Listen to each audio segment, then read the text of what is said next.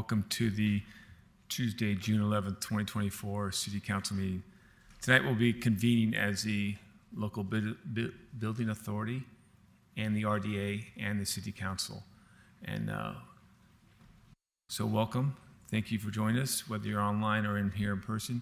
Appreciate that, and I appreciate further engagement with the city.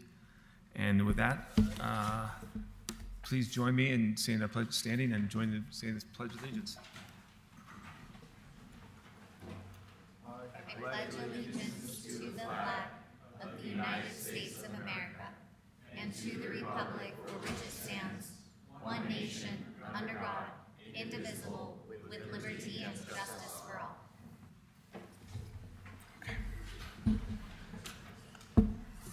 So our first item of business is as the local building authority. We are now at potential item action B1 regarding the resolution of the budget for the local building authority for fiscal year 2024 to 25. And I will look for a motion. Mr. Chair, I move that the board approve a resolution adopting the final budget for fiscal year 2025 of the Capital Project Fund of the local building authority. Second. I have a motion from Councilmember Pulia, a second from Councilmember Morton. Any discussion on this item? Seeing none, all in favor say aye. Aye. Aye. I'm an aye. That passes unanimously. I will now look for a motion to adjourn as a LBA and convene as the RDA. Mr. Chair, I move that we adjourn as the local building authority and reconvene as the redevelopment agency of Salt Lake City. Second. I have a motion from Councilmember Morton, a second from Councilmember Puig. Any discussion? Seeing none, all in favor say aye. Aye. Aye. Aye. That passes unanimously. We are now convening as the Redevelopment Agency Board. And our first item of business is item D1, was the resolution of the budget for the Redevelopment Agency of Salt Lake City for fiscal year 2024 to 25. I will look for a motion. Mr. Chair, I move that the board adopt a resolution approving the fiscal year 2025 RDA budget reflected in the attached key changes spreadsheet with the clarification shown on the motion sheet. Second. A motion from Board Member Mono, a second from Board Member Puig. Any discussion on this item? Seeing none, all in favor say aye. Aye. Aye. Aye. That passes unanimously. And I will now look for a motion to adjourn as the Redevelopment Agency of Salt Lake City and convene as the Salt Lake City Council. Mr. Chair, I move that we adjourn as the redevelopment agency board and reconvene as Salt Lake City Council. Second. I have a motion from Council Member Wharton, a second from Board Member Wharton, a second from Board Member Mono. All in favor say aye. Aye. Aye. That passes unanimously. We are now convened as the Salt Lake City Council. And at this time, I'm just going to walk us through the public meeting rules. And individuals may register to comment on scheduled public hearing items until the hearing is closed. For the general comments section, we will accept signups until 7:30 p.m. The general comments section has been changed to 1 hour. If you're here to speak, to give general comments, not everyone who signed up may be able to speak. I'd like to run through a few of our meeting rules. These are designed so that we can keep the conduct city business, ensure that meetings are safe, orderly, and free from intimidation. We will not be giving multiple warnings about the following rules. And to keep our reaction from affecting your ability to share your opinion freely, council members refrain from reacting or responding to allow everyone to share their opinions freely. When making your comments, please address the body and not any individual elected official. And if you have a handout to the council, please don't approach the dais. Raise your hand and the council staff will assist you. We're here to assist you. Our council staff is here to assist you at any time during or before or after the meeting to help with any questions or informing information sharing. Please avoid the use of threatening or discriminatory language. Do not insult others based on religion, ethnicity, race, color, gender, sexual orientation, physical ability. And whether you agree or disagree with someone else's comments, clapping, cheering, shouting, booing, slapping, snapping, gesturing, obstructing, or discouraging others from commenting is not allowed. The full rules are listed on the door, and our staff will be posting a link. Please follow these rules of decorum so we have a nice, orderly meeting. And this brings us to item F2, approving the formal meeting minutes of March 26, 2024. I'll look for a motion. Move for approval. Second. I have a motion from Councilmember Wharton, a second from Councilmember Pui. All in favor, say aye. Aye. Aye. That motion passes unanimously. We will now move on to item F3, and this is considering adopting a joint ceremony resolution with Mayor Mendenhall recognizing June 19th, 2024 as Juneteenth Freedom Day in Salt Lake City. And now I'm going to turn the time over to Councilmember Pizarro, who will read the resolution. A joint resolution recognizing June 19th, 2024 as Juneteenth Day in Salt Lake City. Whereas President Abraham Lincoln issued the Emancipation Proclamation effective January 1st, 1863, decreeing all enslaved people to be henceforward free. However, a significant portion of many Southern enslavers ignored that order. And whereas Union General Gordon Granger was dispatched to Galveston, Texas, to announce the surrender of Confederate General Robert E. Lee, and on June 19, 1865, enforced the President's 1863 order, General Order Number 3, freeing stolen Africans and some indigenous people still held in human bondage in the state of Texas 2.5 years after it was first decreed. And whereas General Granger and his troops were joined by 5,000 to 10,000 additional soldiers from the 28th Indiana, 29th Illinois, and combined New York and 31st Regiments of the U.S. Colored Troops, USCT, that dropped anchor on June 18th in Galveston Bay and provided a powerful image to the island's enslaved people. And whereas in 1865, President Lincoln said, without the military help of the black freedmen, the war against the South could not have been won.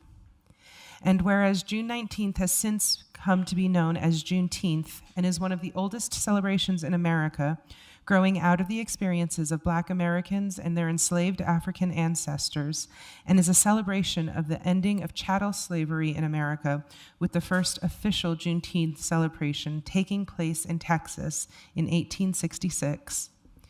And whereas, through years of advocacy and commitment, both nationally and locally, to push for the recognition of this important history, Juneteenth became a federal holiday in 2021, and the state of Utah passed legislation in 2022 to recognize Juneteenth as an official holiday on June 19th.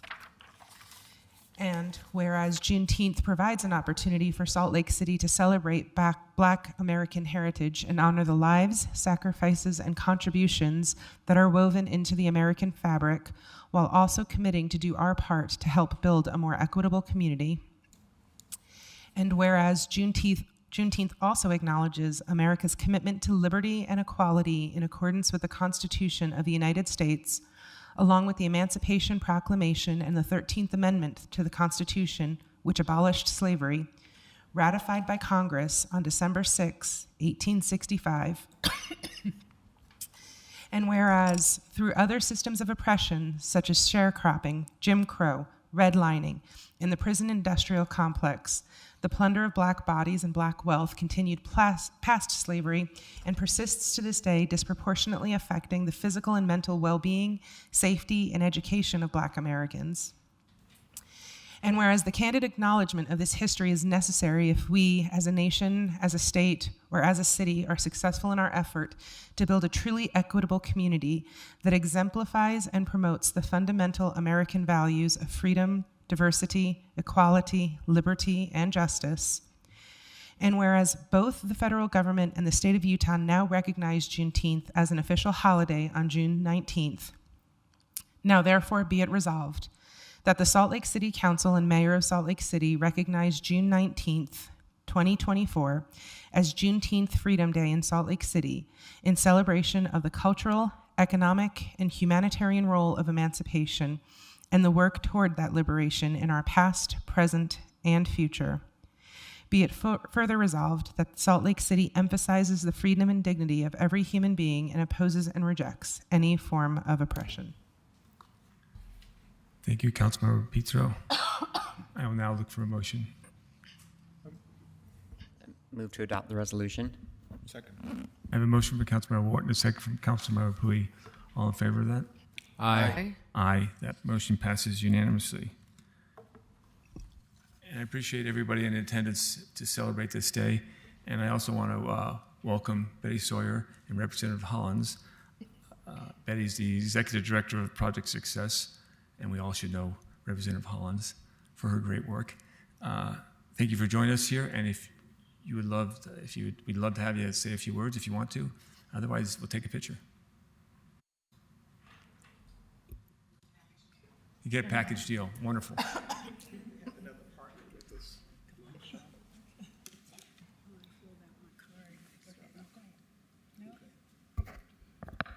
Good evening.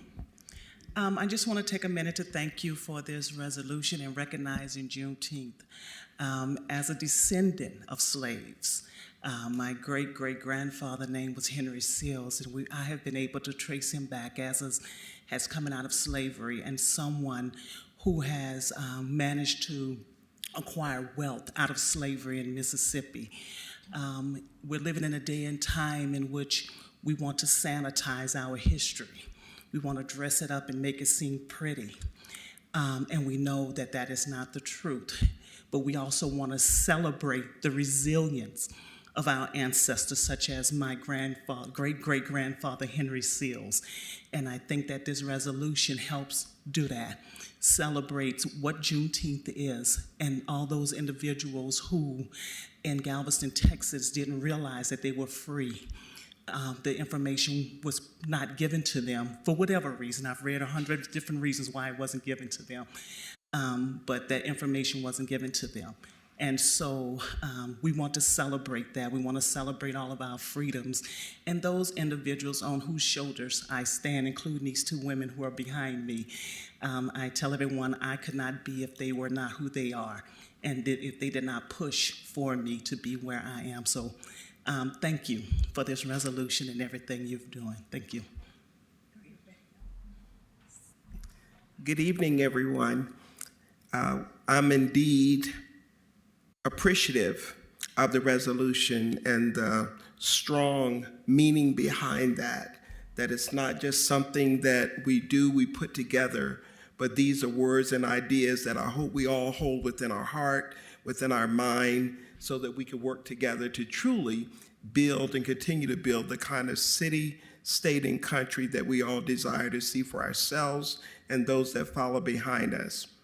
And I want to thank you and commend you for your leadership in doing this, for your leadership in showing up with us each year. We'll be back on Friday to see you all again. But more importantly, how you work with community to help build community and bring everyone together as a part of that, and honor our humanity and honor that resilience that makes us who we are, honor the value of our intellect as well as our work. And so again, thank you, and we look forward to seeing you at some of these Juneteenth events that are going on in the state and in the city and across the country. Thank you. Thank you very much. My name is Charlotte Starks, AKA Mama Charlotte, and I am a storyteller. And I want to let you know that I did watch some of your work that you did on the computer, and I was like, oh my God, how can they do all of that work and take care of all of that? And the mayor, oh, it's so wonderful. Thank you for what you do. That is so important. I look at life as saying we're like a family. And if any of you have any children, your children are different. So I look at what African Americans, enslaved Africans went through as a part of the family, that we're now healing things that happened to us. Not just for Black folks or African Americans, but all of us, because Juneteenth is a part of American culture. So all of the events and activities that we do through June, the last one that we will do will be at the International Peace Garden. And we'll have an event where we talk about healing. Things positive energy on how and what did we do to heal some of the scars that we had to go through and our ancestors. So please come there because the healing process is for all of us. Thank you. Thank you very much. Oh, we're going to take a picture, so he's going to come back here. But Mr. thank you Chair. very much for your leadership and your hard work in bringing this to light, and also just keeping educating and working with us. Councilmember Pui. Mr. Chair, I want to highlight Representative Holland's work to make Juneteenth a state holiday a couple years ago. It took, a while, but, these accomplishments, mean a lot to our communities, and it's a state holiday now. And it's because of the work of our great representative for the West Side, Sandra Holland. So thank you. And take a picture.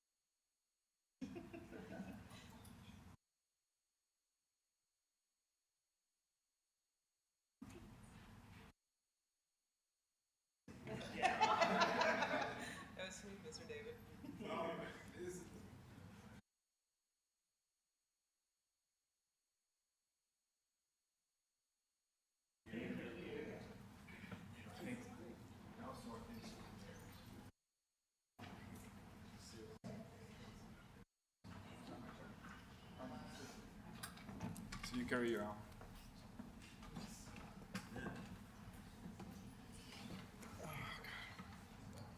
This little cushion in the back helps a lot, actually.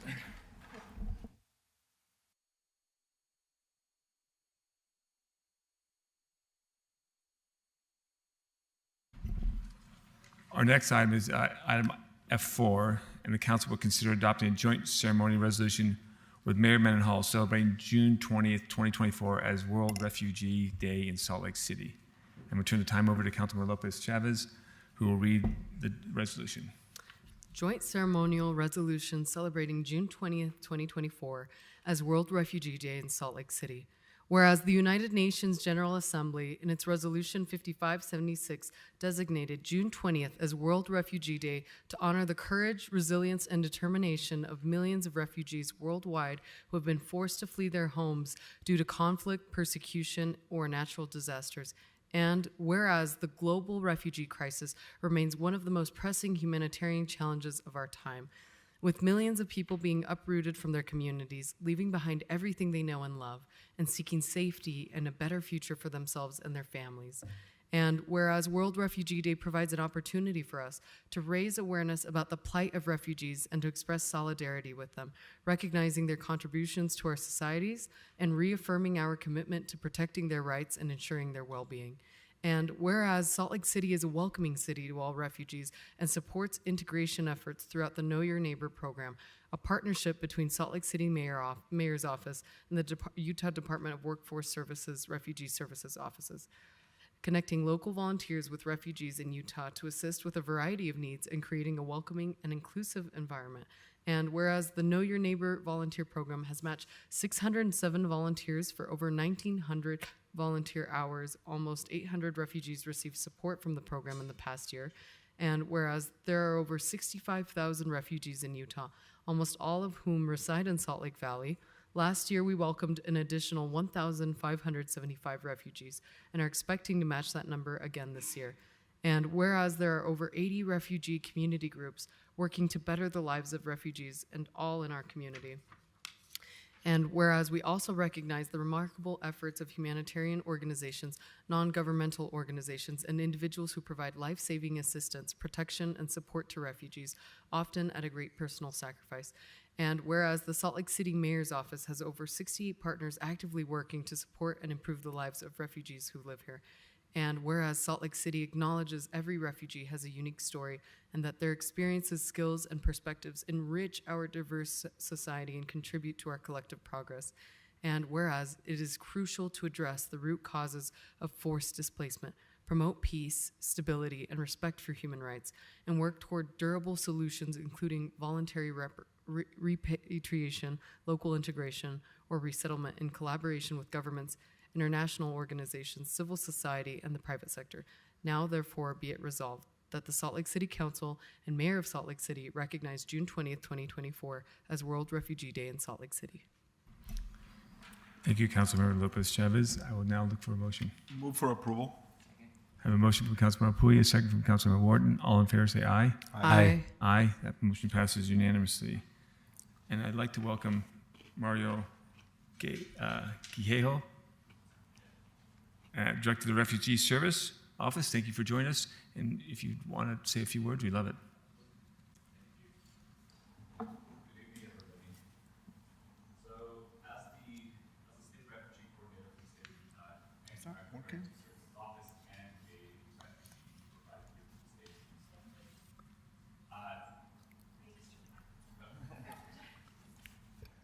Sorry, thank you for your patience. All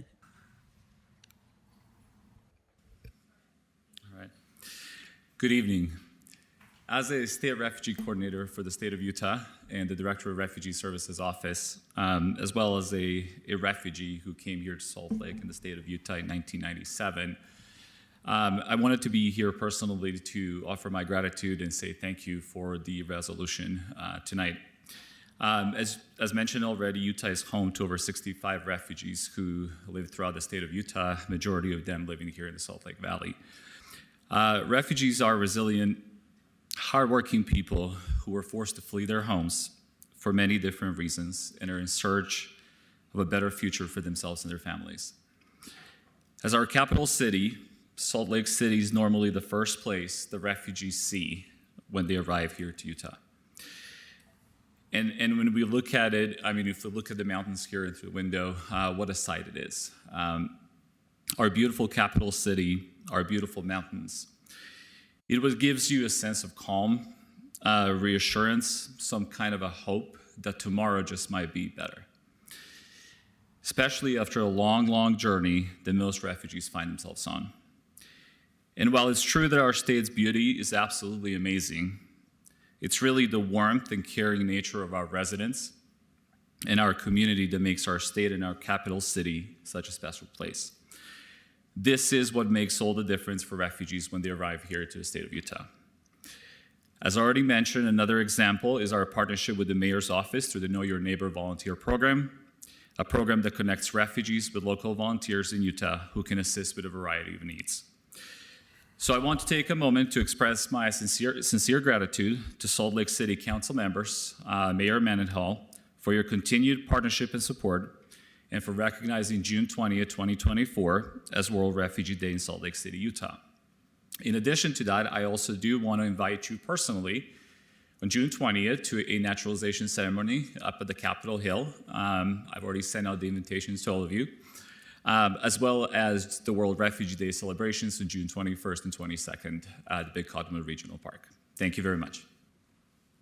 Thank you very much, and appreciate all your wonderful work. If you want to take a picture, come on up.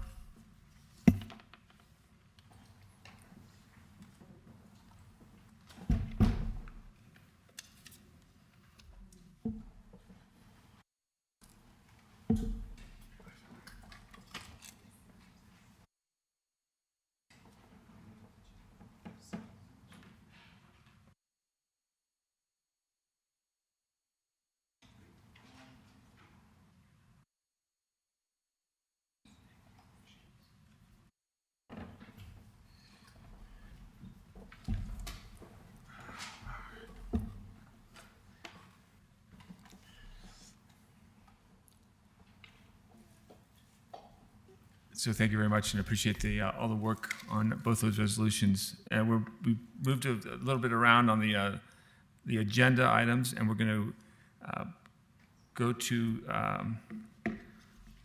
we're moving to the potential action items first, and then we'll come back to items G.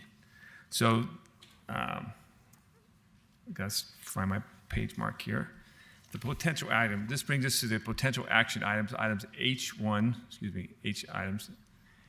H9 are associated with the implementation of the mayor's recommended budget for Salt Lake City, including the library fund for fiscal year 2024 to 25. The council has truly appreciated the public's interest, feedback, and involvement in this fiscal year's budget discussions. Inputs from the public is always invaluable in helping the council decide how to balance this fiscal year's budget. Council members, please refer to the motion sheet prepared by council staff as you make your motions.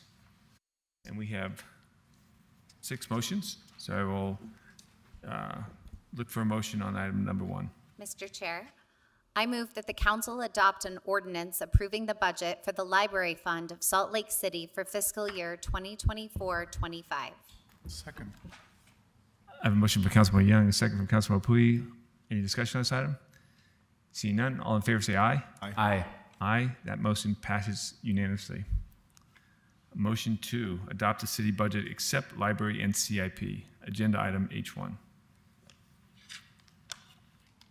Mr. Chair, I move that the council adopt an ordinance approving Salt Lake City's fiscal year 2024-25 budget as outlined in the attached key changes spreadsheet and staffing document, excluding the schedule for capital projects and debt and the library fund, including the contingent appropriations as listed on the motion sheet under motion number 2, items A and B. Second. A motion from Councilmember Mono, a second from Councilmember Young. Any discussion on this item? Seeing none, all in favor say aye. Aye. Aye. That motion passes unanimously. Moving on to item number 3, set all tax rates. Item agenda H3. Mr. Chair, I move the council adopt an ordinance setting the final rate of tax levy, including the final levy for the library fund, upon all real and personal property within Salt Lake City made taxable by law for fiscal year 2024-25 as listed on the motion sheet, and authorize the council chair to sign the necessary documentation for the State Tax Commission. A tax of 0.003401 on each dollar of taxable valuation, of which A, 0.002299 shall be credited as revenue in the general fund, generating $104,523,194 of ongoing revenue, and B, 0.000003 shall be credited to the judgment levy for the general fund, a 1-year adjustment generating $116,407 of one-time revenue, and C, 0.000646 shall be credited as revenue in the library fund, generating $30,956,106 of ongoing revenue, and D, 0.000365 shall be credited towards repayment of general obligation bonds, generating $16,596,203 of ongoing revenue, and E, 0.000088 shall be credited as revenue in the governmental immunity fund for tort liability, generating $4,896 of ongoing revenue. Second. I have a motion, well done, from Councilmember Warden, a second from Councilmember Pui. Any discussion on this item? Seeing none, all in favor say aye. Aye. Aye. That motion passes unanimously. Motion number 4 is Capital Improvement Program, CIP, and debt service. Mr. Chair, I move that the council adopt $41,893,495 to be transferred into CIP, including approving $13,468,356 in funding as shown on the motion sheet, Later this year, the council will consider CIP project-specific allocations. Second. I have a motion from Councilmember Lopez Chavez, a second from Councilmember Young. Any discussion? Seeing none, all in favor say aye. Aye. Aye. That motion passes unanimously. Motion number 5, adopt the legislative intent statements and interim study items. Chair, I move that the council adopt the legislative intent statements as outlined on the motion sheet under motion 5, items 1 through 8. Second. I have a motion from Councilmember Pizarro, a second from Councilmember Warden. Any discussion? Seeing none, all in favor say aye. Aye. Aye. That passes unanimously. Now on to motion number 6, all of the budget-related ordinances, including compensation, agenda item H4 to 9. Mr. Chair, I move that the council adopt the ordinance A through F as shown on the motion sheet related to the fiscal year 2024-2025 budget. Note, the council has identified a procedural gap in the new state requirements for executive municipal officers and will notice a follow-up public hearing on July 2nd to address this requirement, which will be finalized when the council adopts the final budget following the Truth in Taxation hearing in August. Second. I have a motion from Councilmember Puya, a second from Councilmember Wharton. Any discussion on this item? Seeing none, all in favor say aye. Aye. And I'm an aye, that passes unanimously. We will now move back to public comment. Chair, may I have a personal privilege? Yes, ma'am. I just want to quickly acknowledge and thank every single person on both council staff as well as with the administration who made this budget process possible. The countless hours that have gone into this to help inform myself and the other city council members is truly appreciated. I am grateful for the stewardship that you show for our taxpayer dollars and am excited and looking forward to the next year. So thank you. Thank you very much. This brings us up to the council public hearing section of our agenda, which are specific proposals before the council that require a public hearing, and your comments need to pertain to the hearing topic. If your comments go off topic, we will ask you to stop. This will serve as your only warning. If you would like to comment on these public hearing items today, we are accepting comments in person and online and Zoom. You can sign up, comment to hear this. You can sign up to comment until the hearing is closed. If you need to speak with our staff, please raise your hand in the room or on Zoom. There's a staff member, London Kelly, will be able to assist you. Taylor Hill and our staff will be calling those who wish to comment based on the order we've received the names. If you're on Zoom, please unmute your mic when Taylor calls your name. Each person will have 2 minutes, and we will call on each person who has signed up to speak. And just as a reminder, our goal is to create a safe space for everyone to share and participate in the meeting. So please follow our public comment rules of decorum when making your comments. Disruptions or threats to anyone's safety are not allowed. If anyone uses discriminatory languages, curses, or disruption occurs, we will pause your comments to remind you about the rules before you continue, or we'll just ask you to leave the room. So please, again, the rules of decorum are here to create a safe and welcoming place so we can all hear everybody's comments. We will now move on to items G1 through G4. G4 will be heard as one public hearing. And before we begin taking comments, I'm going to turn the time over to Sylvia Richards, Council Staff Policy Analyst, to give us a short introduction on these grants.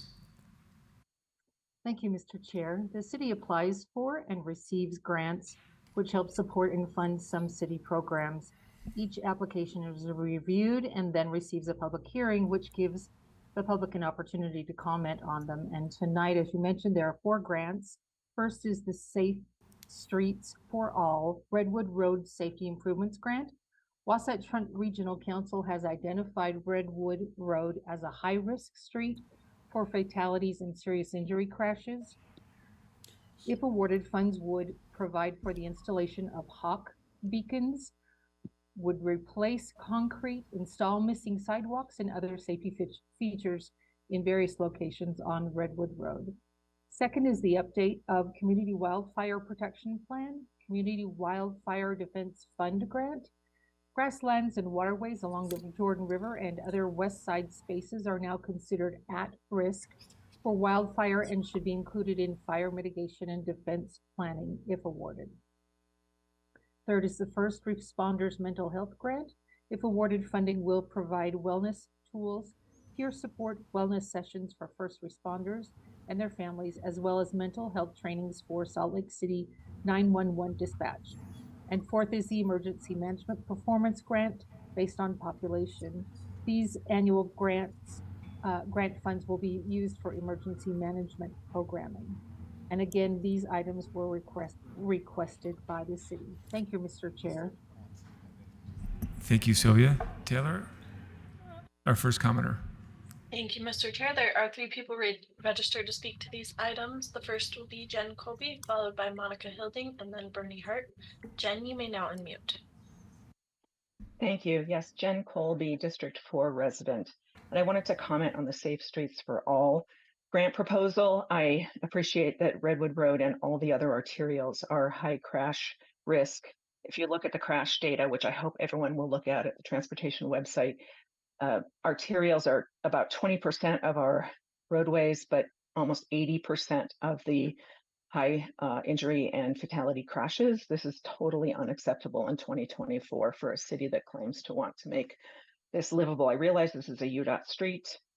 Actually, it's not a street, it's a strode, which is a dysfunctional mashup of a street, which is a local functional complex environment, and a highway or a road, which is a simplified environment. Unfortunately, stroads do not do either well, and we can see the effects right here. They're also economically unproductive, and really pretty poor land use usually develops around them. So I'm glad to see that this grant is the entire extent of Redwood Road, but it will not meet the goals of Safe Streets for All. The entire street needs a much better redesign, not just putting the responsibility on pedestrians, even with some crossing signals, to try and risk their lives to cross 3 lanes of traffic each direction. What we need is a complete protected bikeway through the intersections on both sides of the road all the way through, and we need a bus only, eventually bus rapid transit line. This is exactly what I saw in Mexico City when I was there 6 weeks ago.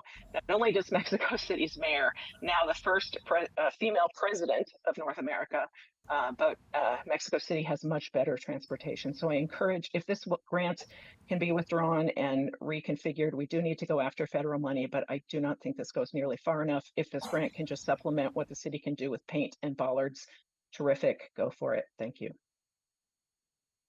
Next will be Monica Hilding, followed by Bernie Hart. Monica, you may now unmute. Good evening, everyone. This is a Band-Aid, not an antidote.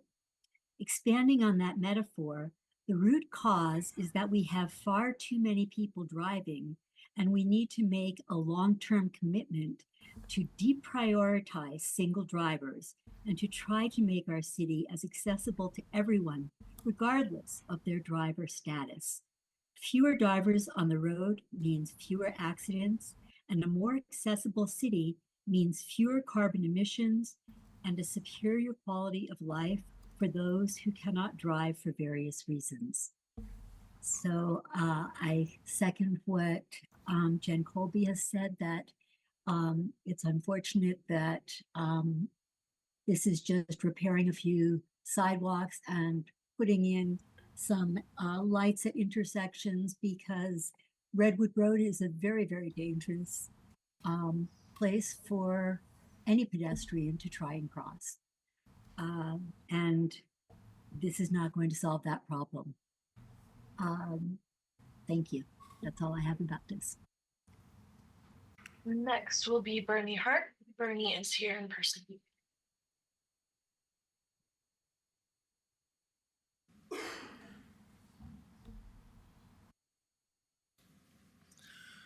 Good evening.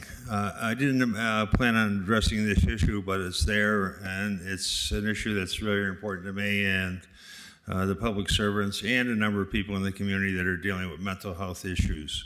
The FDA recently rejected a treatment regimen that was really hopeful for people dealing with suicidal, tendencies and those in severe depression. It rejected the application not because of the medication itself, but because the treatments themselves couldn't be measured. How effective the treatment regimens were for the cognitive aspects of the mental health programs could not be measured. They couldn't accumulate any data to show the programs work. Now, if you're going to put a first responder into a program for mental health services, you damn well better make sure the programs have a certain level of effectiveness, or you're not, because this is an opportunity to bring attention to a problem that first responders or military are dealing with all the time, inadequate treatments. And it's not anybody's fault, but somebody has to start asking the tougher questions. Are these programs helping the people that need help and people that are putting themselves on the line for us? And I personally don't think they are. Thank you. And that was the final registered commenter for these items. Thank you, Taylor. I will look for a motion. Mr. Chair, I move that the council close the public hearing and refer items G1 through G4 to a future consent agenda for action. Second. I have a motion from Councilmember Puya, a second from Councilmember Lopez Chavez. Any discussion? Yes. Mr. Chair, I would like to highlight the Redwood Road safety improvements.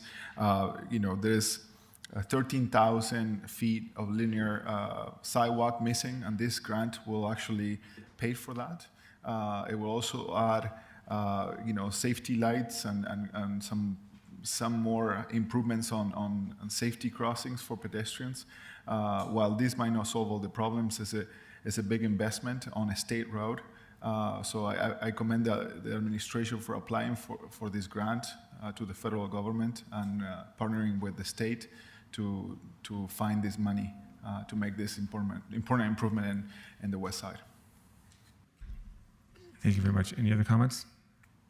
Seeing none, all in favor say aye. Aye. Aye. That passes unanimously. On to item G5, which is the Capital City Revitalization Zone. Before we take comments, I will turn the time over to Nick Tarbett, Senior Staff Policy Analyst, to give a short intro. All right, earlier this year, the state legislature passed Senate Bill 272, which established the process and timeline for creating a revitalization district centered around the Delta Center and Convention Center blocks of downtown Salt Lake City. The key components which the city is currently considering at this time include allowing the city to raise the sales tax by 0.5% citywide and a participation agreement that specifies how money would be spent within the district. This must be sent to the State Revitalization Zone Committee by September 1st, 2024. And please note, there are some related zoning changes that are currently being discussed by the Planning Commission, and they have a hearing tomorrow night. Thank you, Nick. Taylor, our first commenter. Thank you, Mr. Chair. First will be Glenn Forbes, followed by Carlos Hurtado, and then Oscar Arbizu. Glenn, you may now unmute. Thank you so much. I am in support of this, and I think it will be a great opportunity to see Salt Lake grow. We've seen companies and businesses and even the church put a lot of money into revitalizing the Salt Lake area, and I think this is the next step to continue to develop that idea. Thank you. Next will be Oscar Arbizu, followed by Jason Edwards, and then Vince Contreras. Oscar, you may now unmute. Hi, can you hear me? Yes. My name is Oscar Arbizu, and this SEG project has so many questions with little time.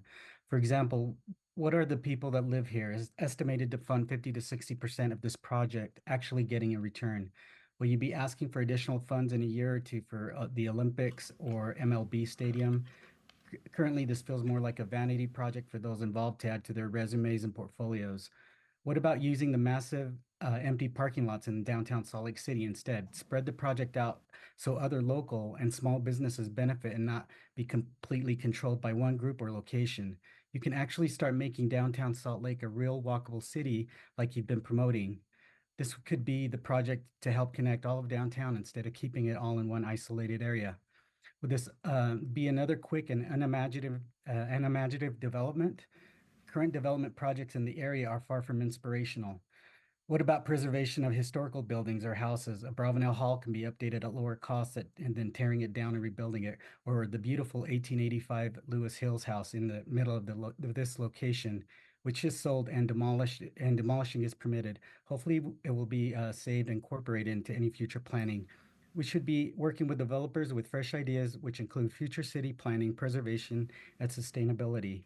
And finally, what about other projects of great importance besides the unhoused issue? What about important improvements to transportation or cleaning the Great Salt Lake? Or better yet, doing something about our horrible air quality? Maybe help pay to move those refineries out of downtown area. But yet there's still a will to make everyone cough up the money to build the entertainment district when those solid plans. This project always go over budget. And then what then? In general, this project needs to be more thought out before any taxes occur and increased feedback to people that are actually helping pay for it. We're gambling with the city's future. We have to stay in the planning and not be forced fed. Next will be Derek Johnson, followed by Donna Johnson, and then Liz Ward. Derek is here in person.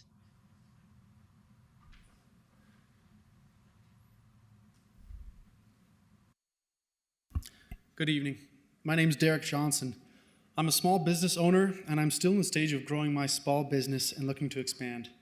As you can imagine, it's quite a tricky process, and there are many tough decisions to be made regarding our future. There's not a lot of money yet. There are lots of long nights and lots of hope and dreams that keep us going, with no certainty of success. But my business partners and I have felt and seen how great it is to build something here in Utah, where we've spent so many years of our lives. As we look to the future and as I talk to my friends who are all graduating from college here or recently graduated, we would love to be in Salt Lake City. We love the culture, we love the people, and we would love to build our businesses here. We would love to hire people here and make Salt Lake City a central aspect of our future and of a future of our business. But if you look around, most of the investment is going south of Salt Lake because the city doesn't have the same reputation and vibrancy. It's not as clear that there is the same opportunity here. That said, this plan for a new sports, entertainment, culture, and convention district would be amazing. It has the power to revolutionize not just dead downtown, but the entire city. It is the investment we need to make me and other business owners feel comfortable investing in downtown for the long term. So I hope this council will consider the impact of this investment and the ripple effects it will have on tons of other investments from small businesses like mine to huge companies also wanting to be here in Salt Lake City. Thank you for your time and consideration. Next will be Donna Johnson, followed by Liz Ward, and then Jen Colby. Donna, you may now unmute. Good evening. Can you hear me? Yes, you Thank you. In 5 days, the Gina Bachauer competition will begin at Bravenel Hall. It's a world premiere competition featuring some of the best and the finest young pianists of the rising generation. They're going to be here, and their fans and their judges and the people that hold the competition are going to be here spending money, enjoying our city, experiencing the warmth of our people. Would they be doing any of that if we didn't have a world-class hall in which to welcome them? I think not. Bravenel isn't just a city icon, it isn't just a state landmark or even something national, but a worldwide beacon for the arts. It's a triumph of acoustic engineering, architecture, and beauty that might very well be impossible to replicate today because the skills no longer exist in many sectors. Salt Lake County Mayor Wilson has indicated that she wants to preserve the hall, and since the county owns it, I believe that working together and not in opposition, we can find a way to renovate it and upgrade it for far less than the ruinous cost of rebuilding. If funds are the problem, let's start a crowdfunding campaign. Throw it open to the artists of the world and Utahns. They all have generous hearts. I think their responses might surprise you. If we cooperate, we have a chance to do something extraordinary that we will be remembered for generations. We can preserve this temple, and it is a temple to what is finest and brightest in the human spirit. And in a darkening world, all of us need that temple more than ever. Let's keep it. Thank you. Next will be Liz Ward, followed by Jen Colby, and then Melanie Robinson. Liz, you may now. Hi, can you hear me? Yes. Great, thank you. Thank you, council and staff, for hearing my remarks. My name is Liz Ward. I was born and raised in Utah, and I'm a member of the Japanese Church of Christ, JCC. I'm a former city council intern, so it's great to be speaking to you all again in this different capacity. I'm also a member of Salt Lake City Next Gen JA. We formed to help our Japanese American community have a seat at the table as this revitalization project takes off. I'm here today to firstly express support for the letter submitted by JCC surrounding concerns about proposed changes to the D4 height restrictions. Some of this includes creating and maintaining current buffer zones like what is provided now by the Japanese Garden. I'd also like to emphasize that our community is united in this fact, that Japantown can be the preeminent center of the culture contained in the proposed fourth entertainment, cultural, and convention district, but only if we are meaningfully involved and included along the way. Now is all of our opportunity to celebrate and incorporate Utah's Japanese heritage and local community as part of the larger revitalization effort. We know that things are moving fast and we're working hard to respond to that. It's important that multiple relevant stakeholders from our community are continually included in the conversation so we can all counsel together. These groups, including the Japanese Church of Christ and Salt Lake Buddhist Temple, are working together. And this leads into my second point, to ask for formal and continual meetings between Japantown stakeholders, the city, the county, and Smith Entertainment Group. We are asking for a seat at the table and a voice in the room, especially because information to date has been incremental. The Utah way is to include all stakeholders, so a continued conversation with all of us is critical as plans evolve. Thank you for your time and consideration. We are optimistic about the future of this project and hope to be included in the project's early stages now as ground is broken and when ribbons are cut. Thank you. Next will be Jen Colby, followed by Melanie Robinson, and then Michael Bennett. Jen, you may now unmute. Jen Colby, District 4 resident, personal comments. As I look at the details that are trickling out and in the TRIB this morning, this just keeps getting worse and worse. This is a poison pill takeover, frankly, of 100 acres of oligarchic rural downtown. If you haven't heard about Project 2025, this seems to be right in that playbook. But more specifically, I'm opposed to any loosening of height restrictions, this idea that there's going to be this plaza that even if we don't go to games that we'll all get to enjoy is ridiculous. We have plenty of spaces downtown that are public spaces already under-programmed and underutilized. A Jumbotron will just be a noise and light polluting ad machine that we really don't need. This just another hotel tower subsidized by taxpayers to go along with the insult to the one downtown as a glass enclosed bird killing, energy wasting climate disaster already is really terrible. And frankly, if I were a private developer, I would be outraged, or a small business owner, frankly, that this billionaire is coming to the city via the legislature and wants a 1 to 3 match on every dollar. He can invest his $3 billion as well. And I would just say there are other funding sources. First, there should be a luxury tax on tickets that could pay for it, and maybe skyboxes. Alternatively, there is a tax exempt investment fund worth about $150 billion that invested so far only in the City Creek Mall, as far as I know. I think if Mr. Smith would just go talk to them, he could find private funding at very low rates very quickly. And I think this entire thing is a boondoggle. Please say no. Please reject this. Abravanel Hall is important, but it's a side issue. Japantown is important, but it's a side issue. This is a bad raw deal for Salt Lake City. Thank you.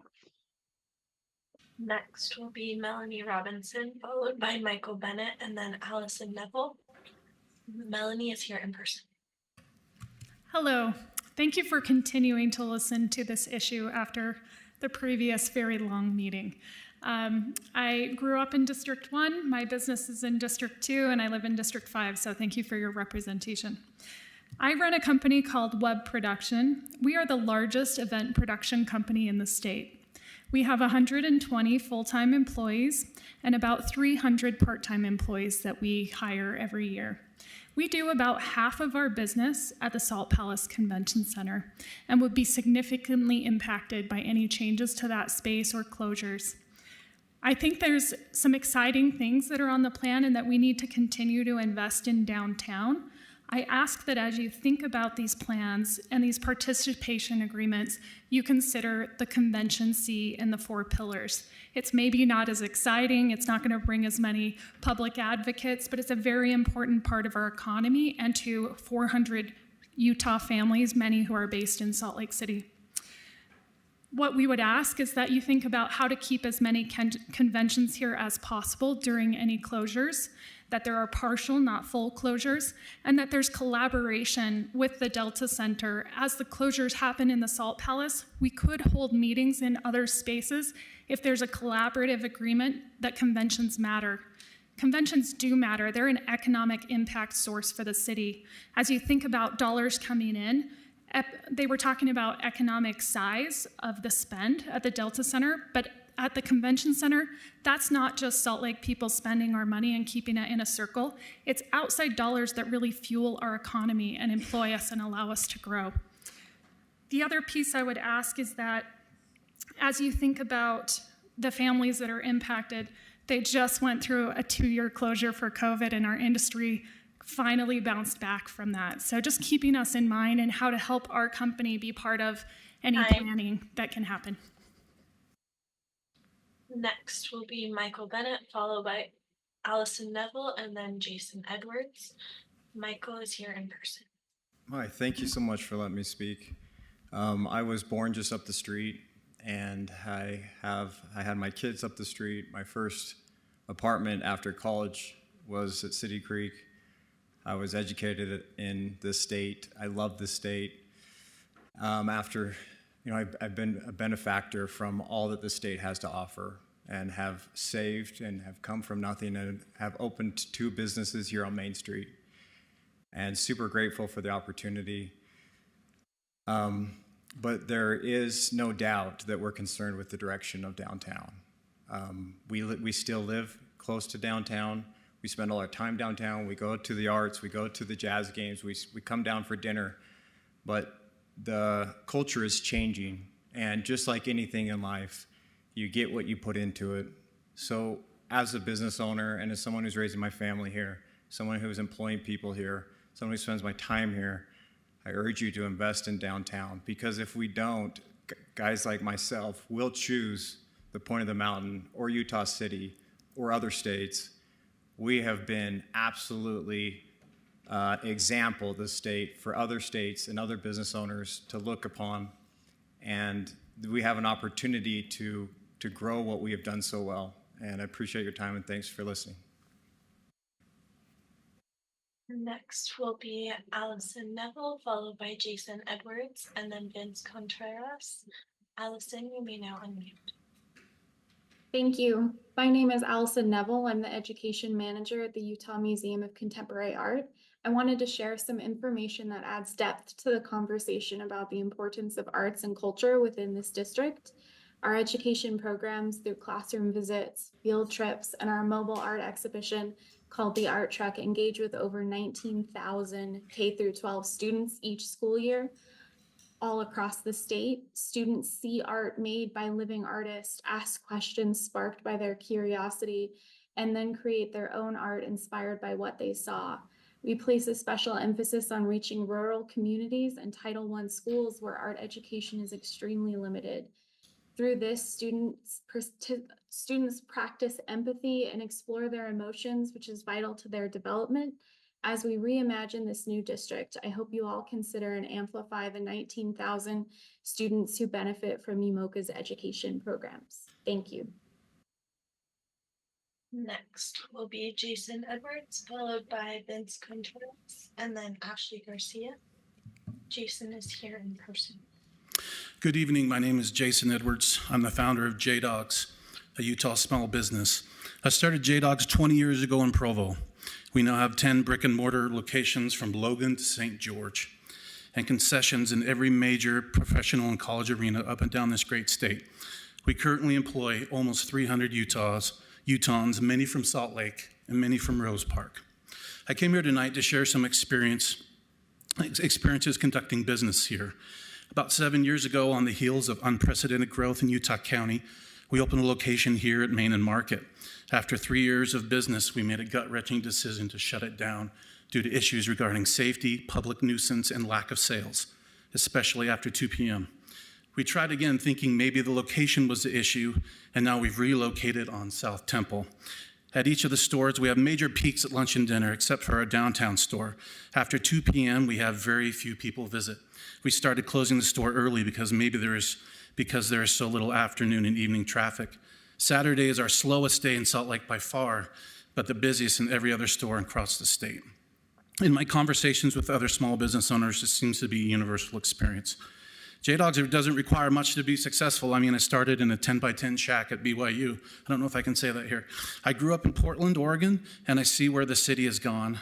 I will no longer take my family downtown when I visit. It makes me so sad. I remember the city was clean, vibrant, full of life. Today, it's a shell of its former self.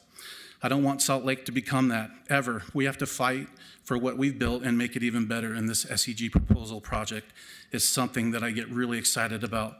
Building a gathering space downtown that will cater to and attract so many different kinds of people with entertainment, sports, culture, and convention. We need people downtown. I know a lot of people poke holes in this, but a lot of small businesses are suffering in our capital city.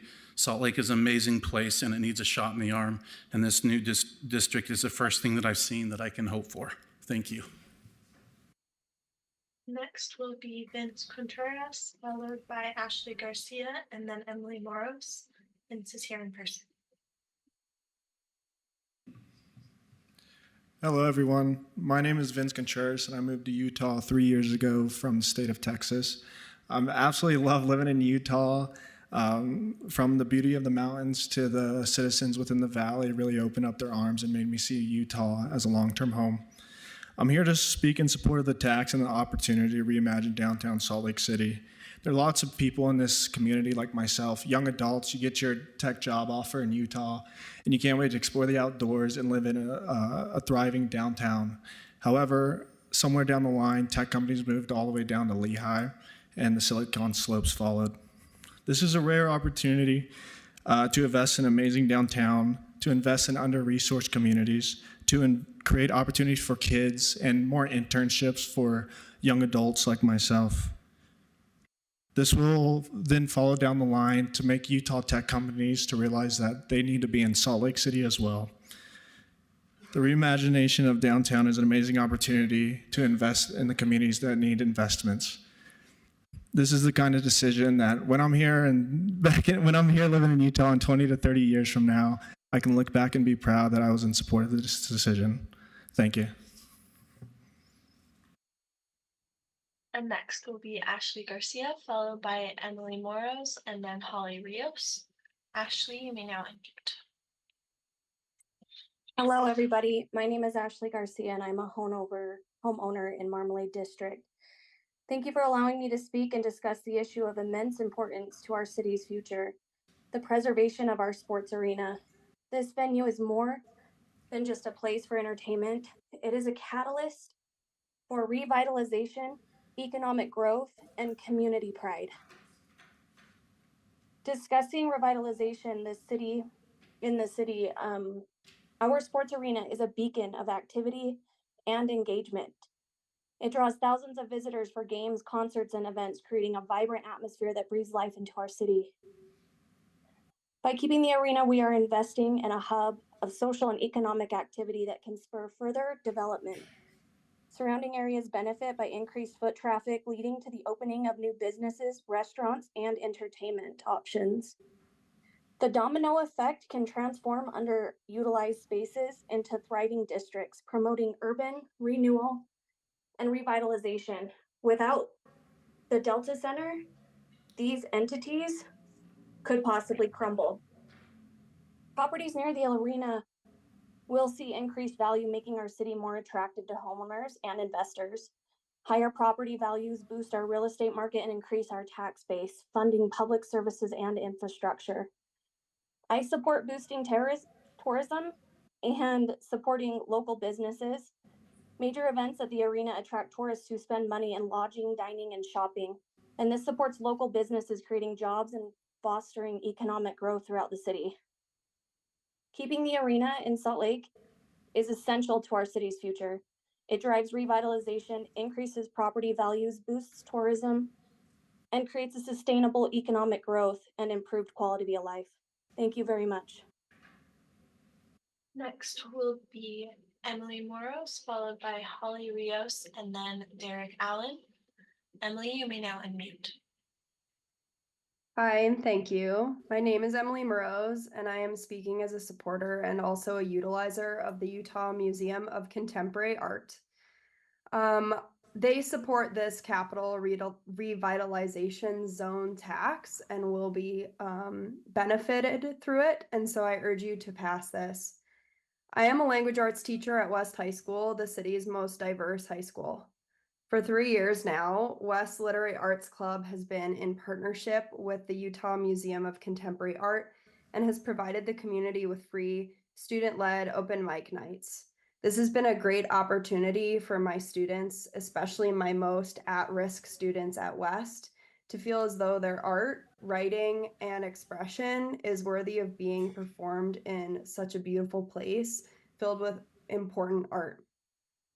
Additionally, I have been working in collaboration with UMOCA and the executive director, as well as other educators, including college professors across the state, to create an exhibit of student art and writing. These are both huge examples of how UMOCA has empowered young people, including our most vulnerable learners, to engage in their community. UMOCA is a cornerstone of art and culture in our valley, and it would be a huge shame to not support them. Thank you. Next will be Holly Rios, followed by Derek Allen, and then Jared Stephenson. Holly is here in person. Hello, thank you for your time.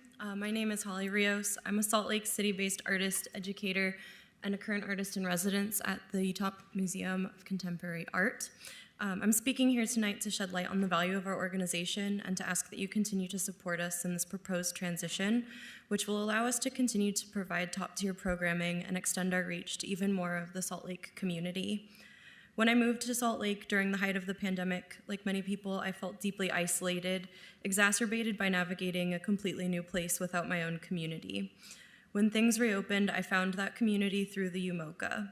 I recently began my residency in January. For those who are unfamiliar, artist residencies are a highly priced form of professional development in the arts. The UMOCA offers a very rare opportunity for artists in Utah to access studio space, connect with curators and museums, and to show their work in the museum after a year-long project. Working with the UMOCA has progressed my career and community involvement in a number of ways, including supporting my career as a professor at Utah State University and allowing me to teach accessible workshops for our museum's youth programs, mentioned both by Emily and Allison in an earlier comment.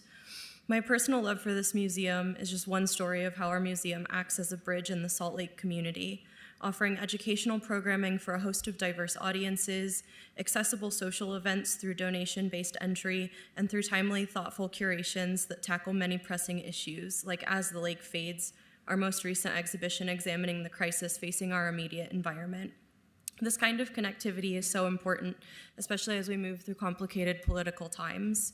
As our director, Laura Allred Hurtado, has publicly addressed, we're not afraid of change, and we will embrace it with much gratitude for your continued support. Next will be Derek Allen, followed by Jared Stephenson, and then Ashley Patterson. Derek is here in person. Derek Allen, downtown-based business owner, Salt Lake City resident.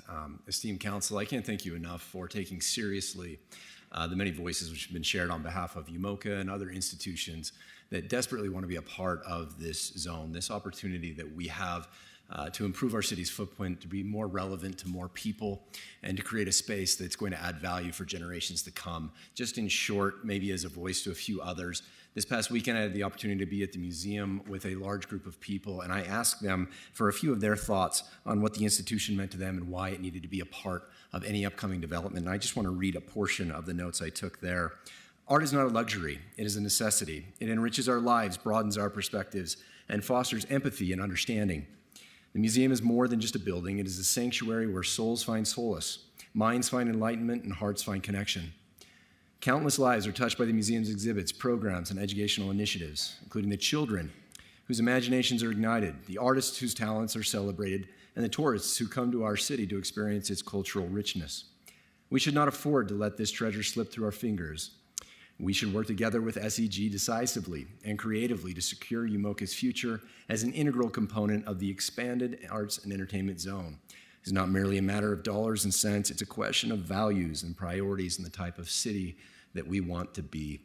In short, as UMOCA, as a board member, we take SEG at their word.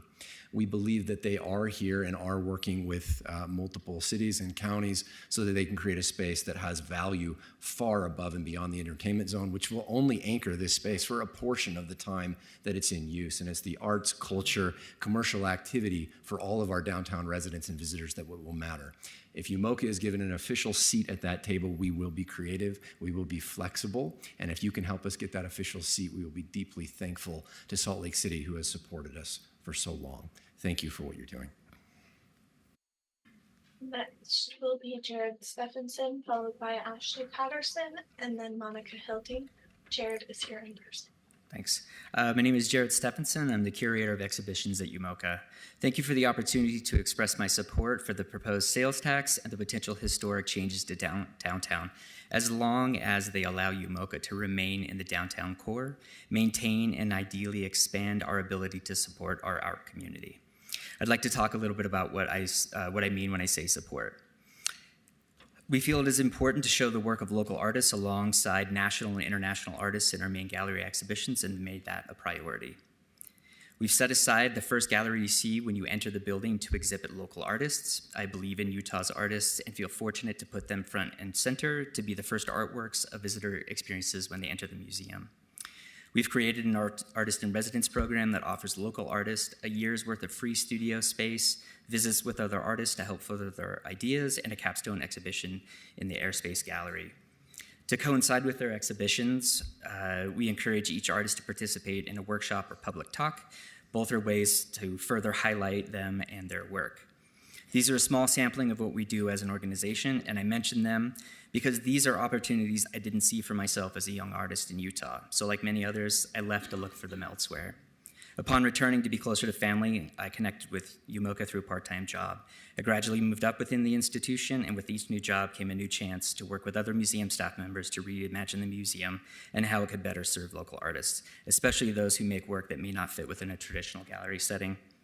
With the support of the executive director, we made the changes mentioned above and now continue to rethink what supporting our community means. As a nearly 95-year-old organization, I believe there's still more work for us to do and more support to give to make sure artists see Utah as a place they can stay and build their careers in. I look forward to that opportunity to do so. Thanks for your time. Next will be Ashley Patterson, followed by Monica Hilding, and then Basil Clemens. Ashley is here in person. Thank you. My name is Ashley Patterson, and I'm a resident of Salt Lake City. I'm here tonight to voice my opposition to the sales tax increase for the Smith Entertainment Group's Sports and Entertainment District. I agree with several of the main points of opposition wholeheartedly. The regressive nature of a sales tax to subsidize something few residents will be able to afford. The fact that research has shown that subsidies for sports arenas do not make economic sense.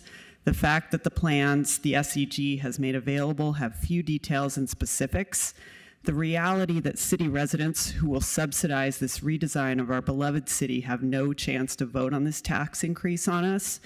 And finally, that this massive change in our city to host an NHL team seems to have happened practically overnight. I fully understand the risks Salt Lake City takes in saying no to this tax increase, primarily that Mr. Smith may take the Jazz and the new NHL team to another city in Utah. But it seems possible that he could do that even with this tax increase. Without the Utah Jazz anchoring it, the Delta Center would require some reprogramming. However, I think of this as a possibility. Could it be reimagined as a giant community center to benefit its residents with recreation facilities, senior and children's activities, and other beneficial uses that might be free or very reduced cost? Or perhaps it could be a vertical farm or a million other things. Going along with the proposal is indeed the easier route, but it's not necessarily the best for the city and its residents. As you consider the substantial decision, I ask you to summon the considerable courage it takes to vote no on the sales tax increase, or at a minimum require significant aspects that benefit our residents. Thank you so much for accepting comments on this proposal. Next will be Monica Hilding, followed by Basil Chalamis, and then Dee Dee Turpin. Monica, you may now unmute. Hi, thank you for the opportunity to address you this evening. This comment was supported by, or I was helped with this comment by my daughter.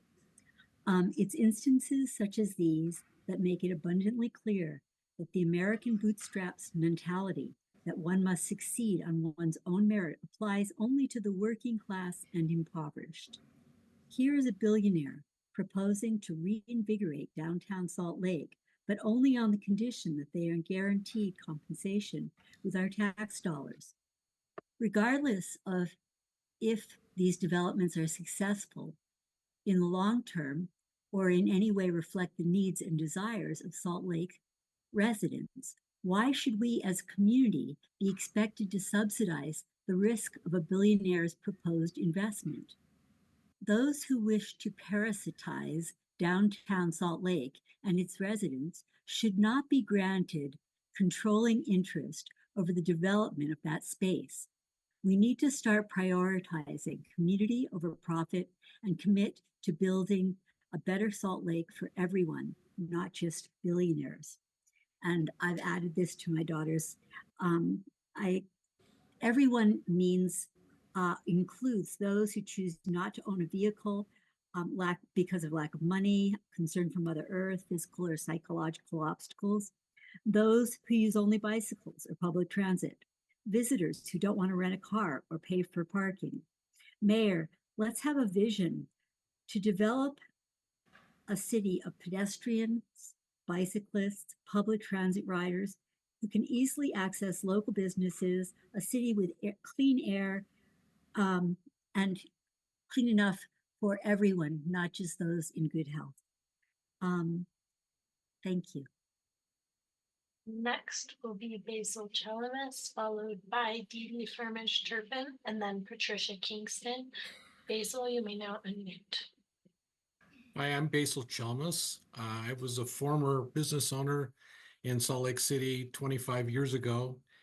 And I can tell you, growing up, I'm a member of the Greek Orthodox parish. And I remember what the area looked like before the Delta Center was built, and same opposition of giving that property or giving a one-year lease to Larry Miller to build a new arena. When we see some 30 years later, 33 years later, what the economic benefit has been. And I totally 100% support this tax increase, because what it's going to do, it's going to not only help to revitalize an area, but it's also going to help the infrastructure of all these apartments that have been built downtown. This gives people space to go and enjoy. It is a wonderful plan. I know it's not as detailed as we would all like it to be, but you know, when an owner is willing to put up $3 billion of their own money, and I think that speaks a lot to me. In closing, I would like to say that this is a great opportunity for all of us to watch the city expand and move into the next generation. And I can tell you, this will be the best thing that's ever happened. Thank you. Next will be Dee Dee Turpin, followed by Patricia Kingston, and then Lori White. Dee Dee is here in person. Hi, my name is Dee Dee Turpin. My stepdad was Maurice Bravenel, and Carolina Bravenel is my mother. So I am here on behalf of Saving Bravenel Hall. The last meeting, May 21st, at this council meeting, it was stated that this council was not in charge of voting for the future of Maurice Bravenel Hall. However, we do believe that this council does play a significant part in this decision. See, your votes will set the stage for what happens to Abravanel Hall by determining zoning changes and tax increases. And future agreements with SEG, the city, and Salt Lake County. In the ordinance, you have the opportunity to provide language that either will or will not support Abravanel Hall. Okay. I wasn't sure if each of you are aware of the online petition to save Abravanel Hall. It has over 42,000 signatures.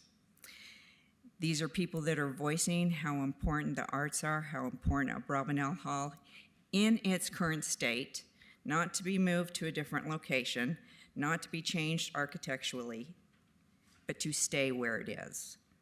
This is your opportunity to show your constituents, Utah, and the rest of the world how you view the arts, what's important. Show them, your constituents, that you do listen to their voices, 42,000 of them. Show your constituents that you represent their wishes and that you can and will advocate to save Abravanel Hall.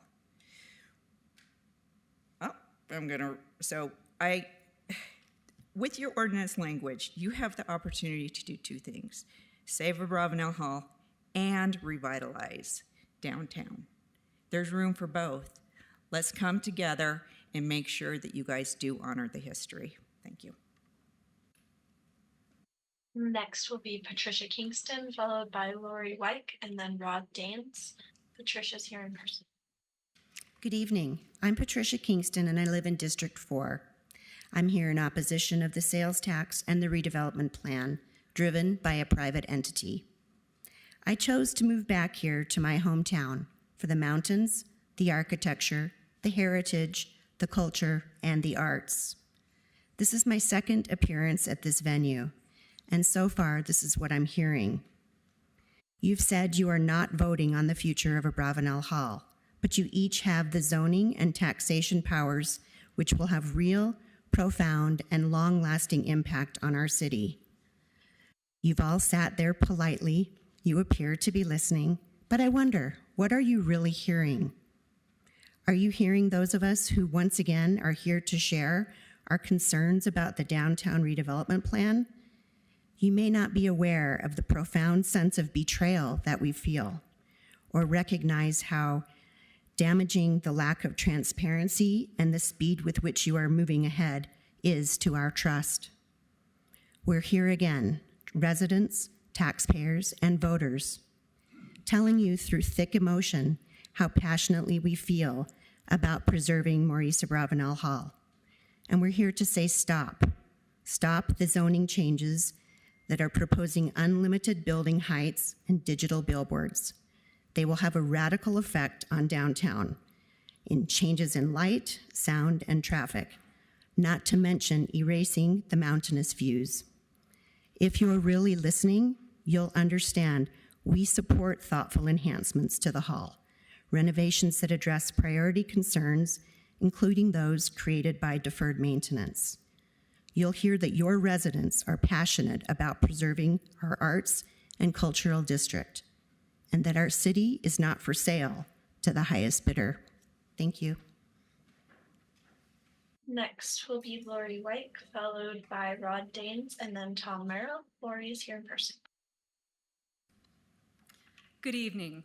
My name is Lori Wyke, and I am a resident of Salt Lake City, District 5. I am also the principal bassoonist of the Utah Symphony. Given that you have power to influence development of the participation agreement and that you also have power to amend that agreement, I urge you to preserve existing land use policy and keep Abravanel Hall as an essential cultural anchor to the eastern part of the proposed district. Preserve Abravanel Hall and allocate funds for its renovations. The truth is, it would be much less expensive to renovate than to destroy and rebuild a comparable hall, and there is clear data backing that up. Furthermore, in the current cost estimates for renovations, over 40% of the cost is for new construction, not renovation of the existing building. Let's be clear, the hall does not need hundreds of millions of dollars in deferred maintenance renovations. That assertion is demonstrably false based on examination of the 2023 master plan. Abravanel Hall is one of the finest concert halls in our country and is an historic building of exceptional significance to the people of Utah. Over 42,000 people have signed the petition to save it. It is a monument that must be preserved, and I am confident that the current application being drafted to nominate it to the National Register of Historic Places will be successful. Please commit to preserving our hall and allocate funds for it as part of the financial, land use, and public assets plans you are currently developing. Make good on Mayor Mendenhall's promise to prioritize public benefits in the district and make Abravanel Hall one of these priorities, along with commitments to Japantown, UMOCA, affordable housing, and green spaces. Thank you. Next will be Rod Daines, followed by Tom Merrill, and then R. Miller. Rod is here in person. I don't have anything prepared per se. I just want to give you a bit of historical context. My name is Rod Daines. My family runs the oldest business in Utah, founded in 1862. We were personal friends of Maurice Abravanel, and we had something to do with bringing him into Utah. Furthermore, I guess I should say that my grandfather and my namesake actually co-founded the Utah Symphony. And I've got to think about where the Utah Symphony started. My grandfather said he basically swept the floors in old buildings, did whatever he could possibly do to just get something going. Then we moved from place to place. We were in the Tabernacle for many years, and the accomplishment of building Abravanel Hall was something that none of us really dreamed of. We didn't think it was going to happen. But I'm not going to advocate one way or another, but I do believe that we've got something really wonderful with Abravanel Hall, and it is architectural as well. It's something that all of us can be proud of, besides the acoustics. I don't know what else to say. As I said, this is kind of extemporaneous on my part, but as one who has been involved in the music business and in the cultural institutions of Salt Lake City for all of my life, I think we should take a really good look at saving Abravanel Hall. Thank you. Next will be Tom Merrill, followed by R. Miller, and then Floyd Morey. Tom is here in person. Okay, Tom Merrill, Chair of the Downtown Community Council. We submitted official comments last time, and so we won't speak to those, but I will just say if Mr. Edwards is still here, Mr. Edwards, my kids insist on that we eat at J-Dog's weekly. I'm there. I live on 3rd South and Main, and we're really glad you're here. Being a business owner downtown, visitors, very valid perspectives on downtown. I live downtown. I have 2 small children. We're on 3rd South and Main, and frankly, places like the Delta Center, Gateway, Main Street, this is where I walk with my children after dinner. And there's been a lot of vibes-based assessments the past few months about downtown. The reality is we've doubled our population in the last 10 years. We're on track to double again in the next couple years. In the past 10 years, there's been 35 multi-million-dollar developments that have happened within just 2 blocks of the Delta Center. 25 of those happened in the last 5 years. Several of those are in the hundreds of millions. Downtown is exploding, and we're excited for SEG to be joining that wave.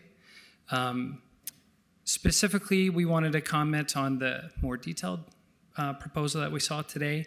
Very excited to see residential. 2 thumbs up.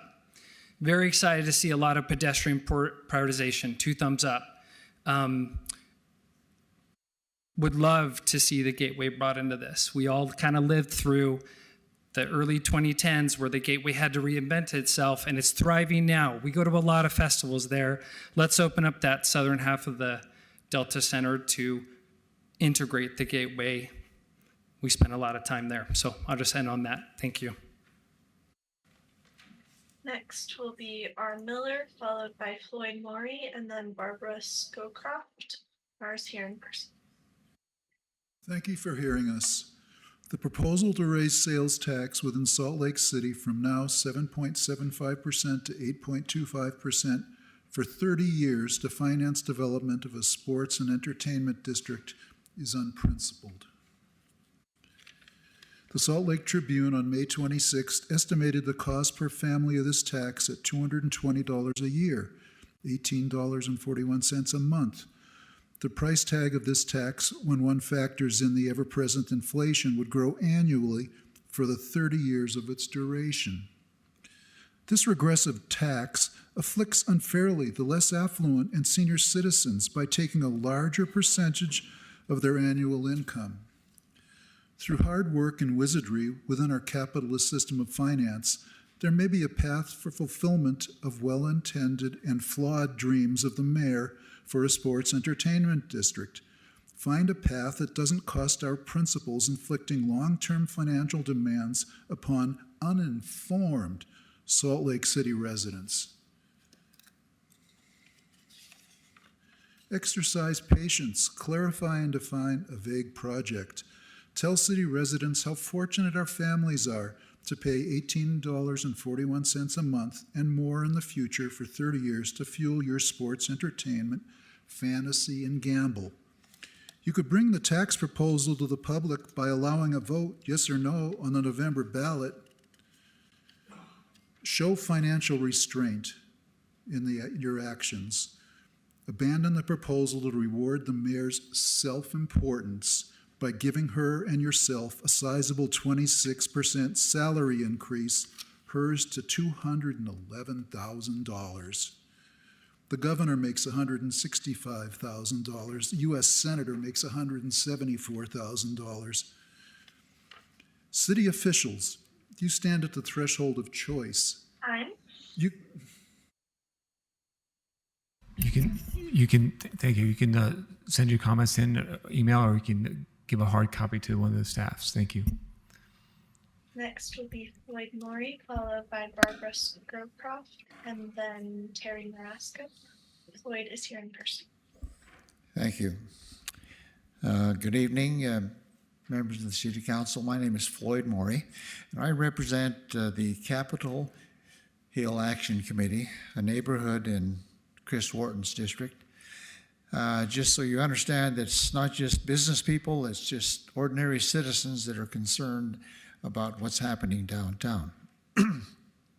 I also served as the mayor of a city in California, and later on in the state legislature of California, and I've seen within the state of California cities grow and develop and also deteriorate. As we look at successful growth in the future, it requires balance. Balance between old and new, balance between glitz and classic, respect for heritage. This is what makes a good growth for the future.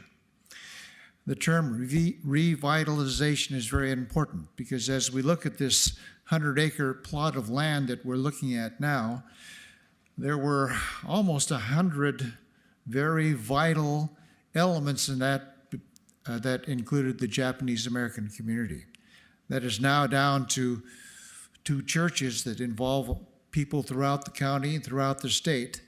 But to revitalize means to bring some of that vitality back, not to put something just new and glitzy up there, but some vitality back. And the culture and the heritage of that region, the Japantown region of Salt Lake City, is very, very important to the development of this city as a whole. And I urge you to use all of your powers, whatever you can, in the zoning process, the planning process, to assure that it is revitalized and it is not just putting a big building there that's new and affects a few people in the state. So we appreciate your role and we urge you to make some good decisions. Thank you. Next will be Barbara Slowcroft, followed by Terry Marasco, and then Mercedes Smith. Barbara's here in person. Good evening. My name is Barbara Scowcroft. I reside in Salt Lake City, District 3. I'm a violinist in the Utah Symphony and music director of the Utah Youth Orchestras. We're grateful that Mike Mon from SEG has stated many times that he speaks in the spirit of transparency and full disclosure. And in that spirit, I believe the citizens of Utah should see a signed document that Abravanel will be protected in its current form. The concert hall itself is a miracle. The alchemy of 2,800 seat capacity, which sells out multiple times per year, the wood, the pitch of the floor, the wall holding the 3 tiers, the ceiling, the shape of the stage, all are reasons for supreme acoustics. The hall is irreplaceable, one of a kind, masterfully conceived and constructed. It's not a multi-purpose, electronically enhanced Eccles Theater, which I love. It's not Kingsbury Hall, it's not UVU or BYU, however attractive and functional they might be. It's an entirely different instrument that we need, no matter what anyone is saying. I love sports in Utah. Downsizing and changing Abravanel would be like asking the NBA to play in a state-of-the-art high school gymnasium with half court. It would be like taking the state-of-the-art hockey rink, chopping it in half, and saying to the players, just do the best you can. It takes away from the audience experience. It takes away the visceral and cellular change that happens when you listen to great music in a great space. Reimagining the hall, rebuilding the hall, would have a devastating impact on the Utah Symphony and its hard-won status as one of only 15 full-time orchestras in the United States. It is the artistic mirror of our major league sports teams, and changing it would have negative impact on its recruitment and strength as it would on any major league sports franchise. Utah got lucky with world-class skill, education, and knowledge to make the hall. We got it right here. Let's work together. Thank you. Next will be Terry Marasco, followed by Mercedes Smith, and then Keith Carrick. Terry's here in person. Hi, Terry Marasco. I was just elected chair of the new Northwest Community Council. I'm going to step on thin ice here and be very assumptive. I'm going to speak to the people that aren't here, the people on the west side, the people I've come to know through the many schools I've taught these last 4 years on the west side. $18 a month is not appropriate for this part of town. I don't think, particularly because the wealth of the family that wants to put this project together should find money elsewhere. So when you look at West Side economy, you have many issues with high taxes, apartments that you can't afford. When I was teaching in some of these schools, for examples, I would say kid didn't have a pencil when he came to school, and I'd have a conversation with the principal and told that the family can't afford it and we have to give them the tools for the kids to do work. So it seems like almost a moral question that someone with so much money would put an imposition on people with so little money. Thank you.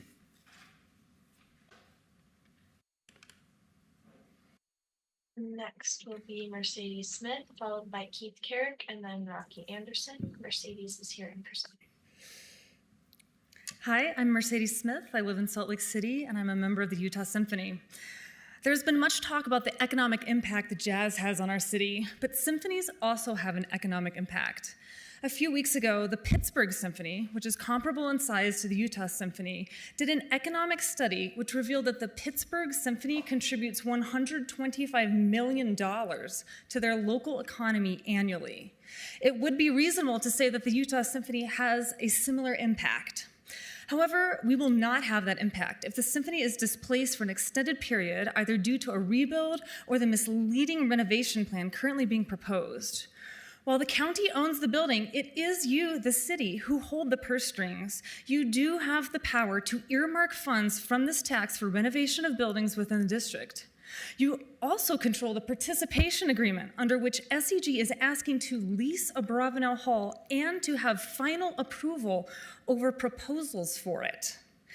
I'm all for an amenity-rich downtown, but Mayor Wilson's Plan A is still to demolish the entire block, to rebuild the convention center underground and build a new concert hall on top, which, by the way, she says is the least expensive option. This will require massive funding, possibly an amount equal to the entire tax. Is the City Council really planning to fund this idea? If so, we cannot afford to give SEG such a large portion of this tax funding. I ask that the Council direct the tax revenue to public infrastructure and public amenities, including an earmark for renovation of a Bravenel Hall of at least $50 million, which is a mere 4% of the total of the $1.2 billion available. SEG will still benefit mightily from the investment in the surrounding area, the zoning changes, the incremental tax funding of the near 100-acre project area, and the 99-year lease of the land for which they are asking to pay just $1. Thank you. Next will be Keith Carrick, followed by Rocky Anderson, and then Julian Jerwick. Keith is here in person. Hi, I'm Keith Carrick. I'm a resident of District 7. As a member of the Utah Symphony, I have been reflecting on the future of our community, especially concerning the new district. It's important to remember that the Utah Symphony is our state's original major league team, having served the people of Utah and Salt Lake for 85 years. For the past 50 years, our education and outreach programs have provided free concerts for every child in Utah, an achievement unmatched by any orchestra in the country. In addition, our musicians have taught music to countless individuals, from young children to college students and adults, fostering a love for music and enriching our cultural fabric. Such a long-standing commitment with tangible results must at least have some value at this moment. SEG has repeatedly stated that this project must benefit everyone, and destroying or abandoning a Bravenel Hall will not work for any of us. While it's true that a Bravenel Hall needs updates, rebuilding a symphony hall of similar quality would cost more than twice as much and would hobble the Utah Symphony and all the work that we do for the community.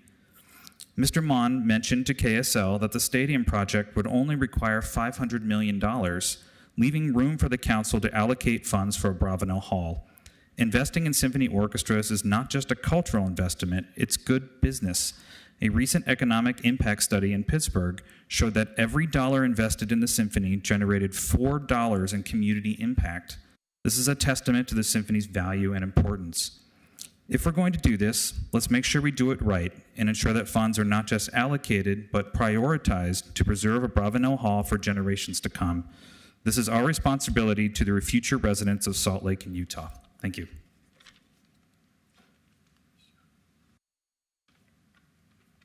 Next will be Rocky Anderson, followed by Julian Jerwick, and then Julia Pilat. Good evening. In Tempe, Arizona, voters were allowed to vote on a proposal for a new hockey arena and entertainment district. They voted it down overwhelmingly. Voters knew there were other far more important priorities for their community, as there are in our community. In conjunction with his purchase of that Tempe team, the billionaire CEO of Smith Entertainment Group, which has no experience in so-called revitalization of downtowns, seeks to transform, control, and profit from up to 10 entire blocks of our downtown, most of which is currently thriving and is a credit to our city. This fantasy plan is unbelievably garish, unlike any of the great public squares and other gathering places and downtowns of great cities around the world.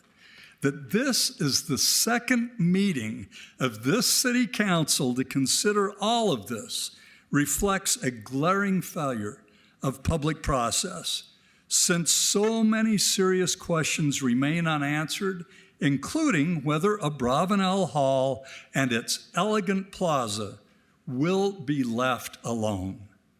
I urge you to have the courage and the integrity to say no to the tax increase under these circumstances, Make it clear that if a huge area of our downtown is going to be transformed with public subsidies, it will be for the public good, now and far into the future.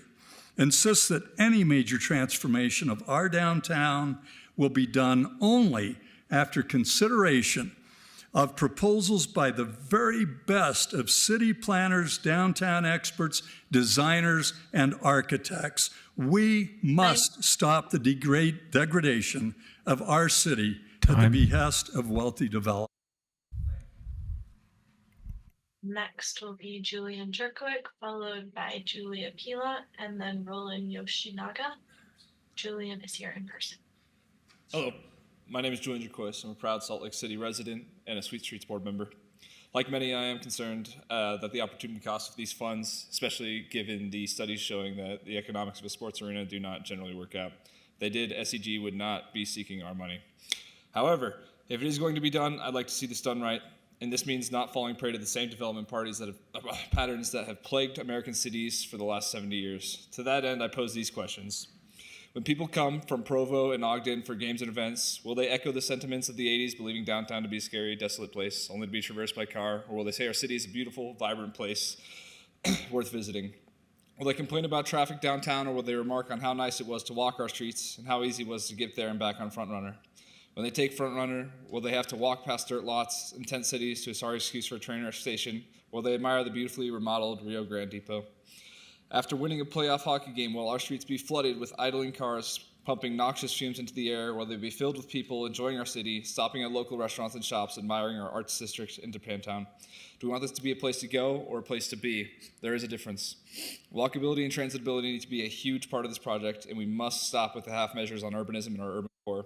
In all likelihood, SEG has an analysis about how important car infrastructure is to this venture, but I urge you, our representatives, to push back and remember that induced demand works both ways. When we add more lanes and parking, more people drive, we get more traffic, more pollution, and less space for people in our city. When we invest in transit, expand our protected bike network, and develop dense mixed-use neighborhoods, more people will take the train, bike, walk, and be a part of our city instead of just passing through. We reduce traffic and pollution and instead breathe life back into our city. The writing is on the wall. We know the way to build our cities and move people within them. We can either get with the program, commit to doing things the right way, and be among world-class, Olympic-quality cities, or we can continue to dip our toes into good urbanism while clinging to the wrong way for fear of change and get left behind as every other major city in America moves forward. Thank you.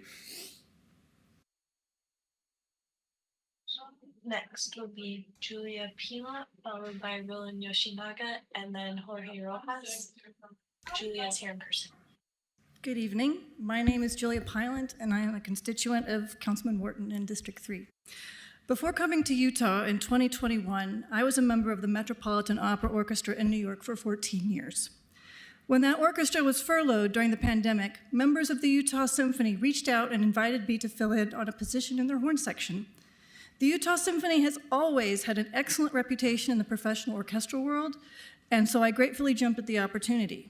What I did not know is that Abravanel Hall is on par with the best concert halls in the world, acoustically, facility-wise, and yes, architecturally. I do not say this comfortably or lightly, but I have had the privilege of playing in concert halls throughout the United States, Europe, and Asia, with countless times in Carnegie Hall and Tokyo's Suntory Hall alone, two halls that are considered to be the best in the world. I cannot emphasize enough the importance of preserving Abravanel's exceptional acoustic. It cannot be replaced, much less attempted on any practical or affordable scale. However, to invest in the necessary upgrades is not only cost-effective in the long term, it will also ensure the stability and continued success of the Utah Symphony and the arts and culture of this great community. Please also consider two other similar situations, Carnegie Hall and David Geffen Hall in New York.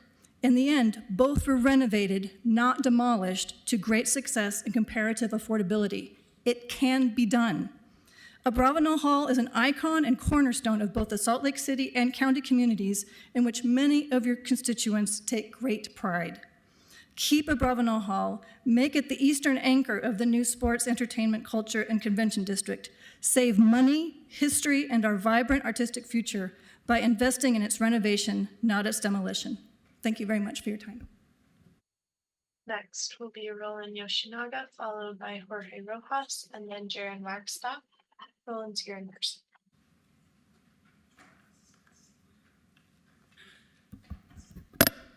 Thank you. We've seen the initial drawings that SCG has produced, and we're cautiously optimistic about that they're listening to the community in what they're doing.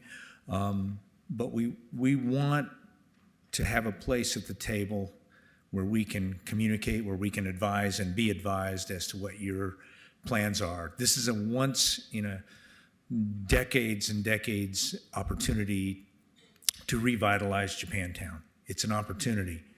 Japantown was a place where early immigrants, our early pioneers, landed here and got a foothold in this city, in this state.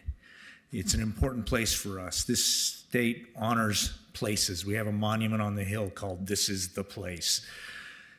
For those of us and for those immigrants, Japantown was their place. It was their place, and it's important.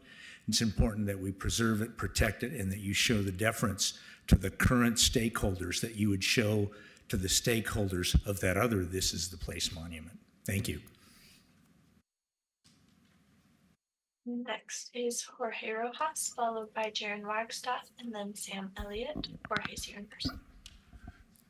Good evening. My name is Jorge Rojas. UMOCA has had a profound influence on my life as an artist, educator, and arts professional in Utah for over 13 years. As a former artist in residence, UMOCA supported my creative journey and fostered my professional growth by providing the time, space, and support I needed to create my work. UMOCA's residents, award-winning exhibitions, and art education programs not only support local artists and communities, but also bring art from across the nation and globe to our state. UMOCA is a testament to the power of art in shaping our times, a fact reflected in the presence of contemporary art museums in major cities. UMOCA's support for local artists is unparalleled in Utah. Its dedicated spaces for exhibitions and residency programs are a boon for artists working here, where opportunities for exhibitions are few. But UMOCA's support extends beyond artists. Perhaps the most significant contribution of UMOCA to our community is its focus on education and outreach. UMOCA doesn't just teach about the world through art. It creates opportunities for our youth to discover their own creativity, build confidence, and find their voice. It instills in them the belief that their voices and ideas matter and can make a difference. Through UMOCA, our youth learn the importance of civic involvement and that they have the power to shape our community and the world.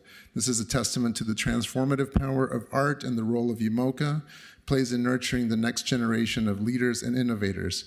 UMOCA is not just about the present, it's about our future. As you imagine the new district, please partner with and invest in the arts. Show our city that you value everything that UMOCA does to nurture and cultivate the arts, educate and empower our youth, and to make Salt Lake City and Utah a more exciting, inspiring, and interesting place for all to live and visit. And please also support Abravanel Hall and Japantown. Thank you. Next is Jaron Wagstaff, followed by Sam Elliott, and then Corsi Bolo. Jaron is here in person.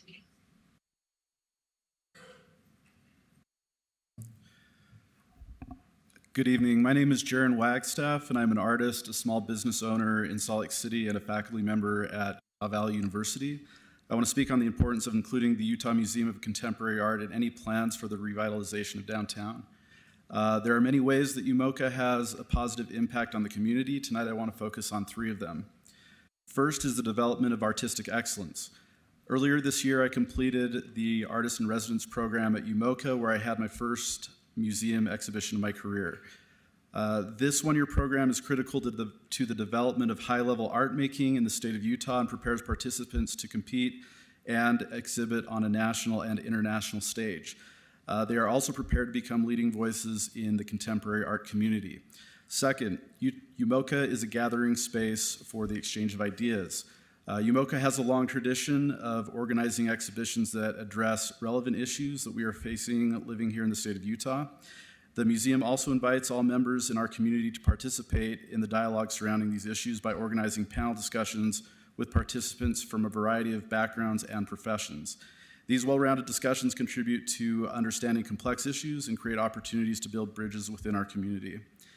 Third, UMOCA is committed to public education. Through regular school tours, the art truck program, and workshops, UMOCA gives students from elementary school age to senior citizens hands-on experience making art and teaches them about the ideas surrounding it. As I've read about the preliminary plans for the new district downtown, I'm excited about the potential to do something great for the state and the city. I hope the leaders of our community will consider UMOCA in their plans and demonstrate Utah's commitment to developing artistic excellence, creating a gathering space for the exchange of ideas, and the education of our community. Thank you. Next will be Sam Elliott, followed by Corsi Polo, and then Mark Davidson. Sam's here in person. Good evening, City Council members. My name is Sam Elliott. I'm a resident in the 3rd District. I'm also a musician with the Utah Symphony, and I'm here to speak in favor of renovating the hall as opposed to demolishing it, because Abravanel Hall is a gem. It's a gem that all of us can be proud of, not just the musicians, but concert goers, the city of Salt Lake, and the state of Utah. Whenever I go and I play with another orchestra on their stage in their hall, I am reminded of how extraordinary our hall is. Even though other halls are built by famous acousticians with millions of dollars poured into their development and their construction, sometimes the acoustics need a lot more work, and just the sound needs a lot more work. But our hall, we are so lucky to have a beautiful hall with a legendary namesake and superb acoustics, both on the stage and out in the audience. So I think in building a new hall, there is too much potential downside and not enough potential upside as far as the acoustics go. Sometimes buildings need to be torn down, but Abravanel Hall is a vibrant, thriving, functional building that consistently sells out concerts and draws some of the biggest names in show business like Jerry Seinfeld and Wanda Sykes, Itzhak Perlman, and Yo-Yo Ma. You don't need to be, trained professional musicians to know these names. So I think it would be a terrible tragedy to tear down this building, this historical, one-of-a-kind building, just because it's in the way. Thank you. Next will be Corsi Polo, followed by Mark Davidson, and then Michael McHenry. Corsi is here in person. Hello, my name is Corey Bolo. I own Feist Gallery, which is 2 blocks down the street. We are responsible for the Ave Maria mural, or the Virgin Mary, as many of you know. 16 years ago, as I attempted to raise funds for that $10,000 at 25 years old, and in the year 2008, it was quite hard to fathom from my perspective. However, in retrospect, it is without a doubt the best investment that I've made in my life for community and for business. I'm here on behalf of UMOCA to express how important I think it is that we invest in the arts and show up not only for our community here, but for children all across the state. If you're not familiar with the Art Bus, that is a program in which we are visiting every single county, school district in this state and opening minds and hearts of children all across this state. Understanding that sports and arts and entertainment all fit together, I hope that you guys all do the right thing and show up for UMOCA and the Utah Symphony. Thank you very much. Next will be Mark Davidson, followed by Michael McHenry, and then Bree Shear. Mark is here in person. Hi, good evening, members of the City Council. My name is Mark Davidson. I live in Council District 3, and I've served as a musician in the Utah Symphony for the past 10 seasons. I'm so thankful you're giving me the opportunity to share with you how lucky Utah is to have a world-class acoustic in Abravanel Hall. My understanding is that the new sports entertainment district would be a highlight or among the best in the country. I'm super excited about the prospect of that. However, please don't take down what's already here and in place that's among the best in the country and the world, and that's Abravanel Hall. Art and music are very subjective. My colleagues at the Utah Symphony really are what you call specialists in the field of art and classical music. For many of us musicians, our training began as early as 3 years of age. I'm pleading and pleading that you listen to us and believe us when we are sharing with you how incredible, unique, and irreplaceable the acoustics are at Abravanel Hall. I personally have a bit of a unique perspective. I took a year leave last year to broaden my own horizons and accepted a similar position as a principal player in a major orchestra in Australia this past year.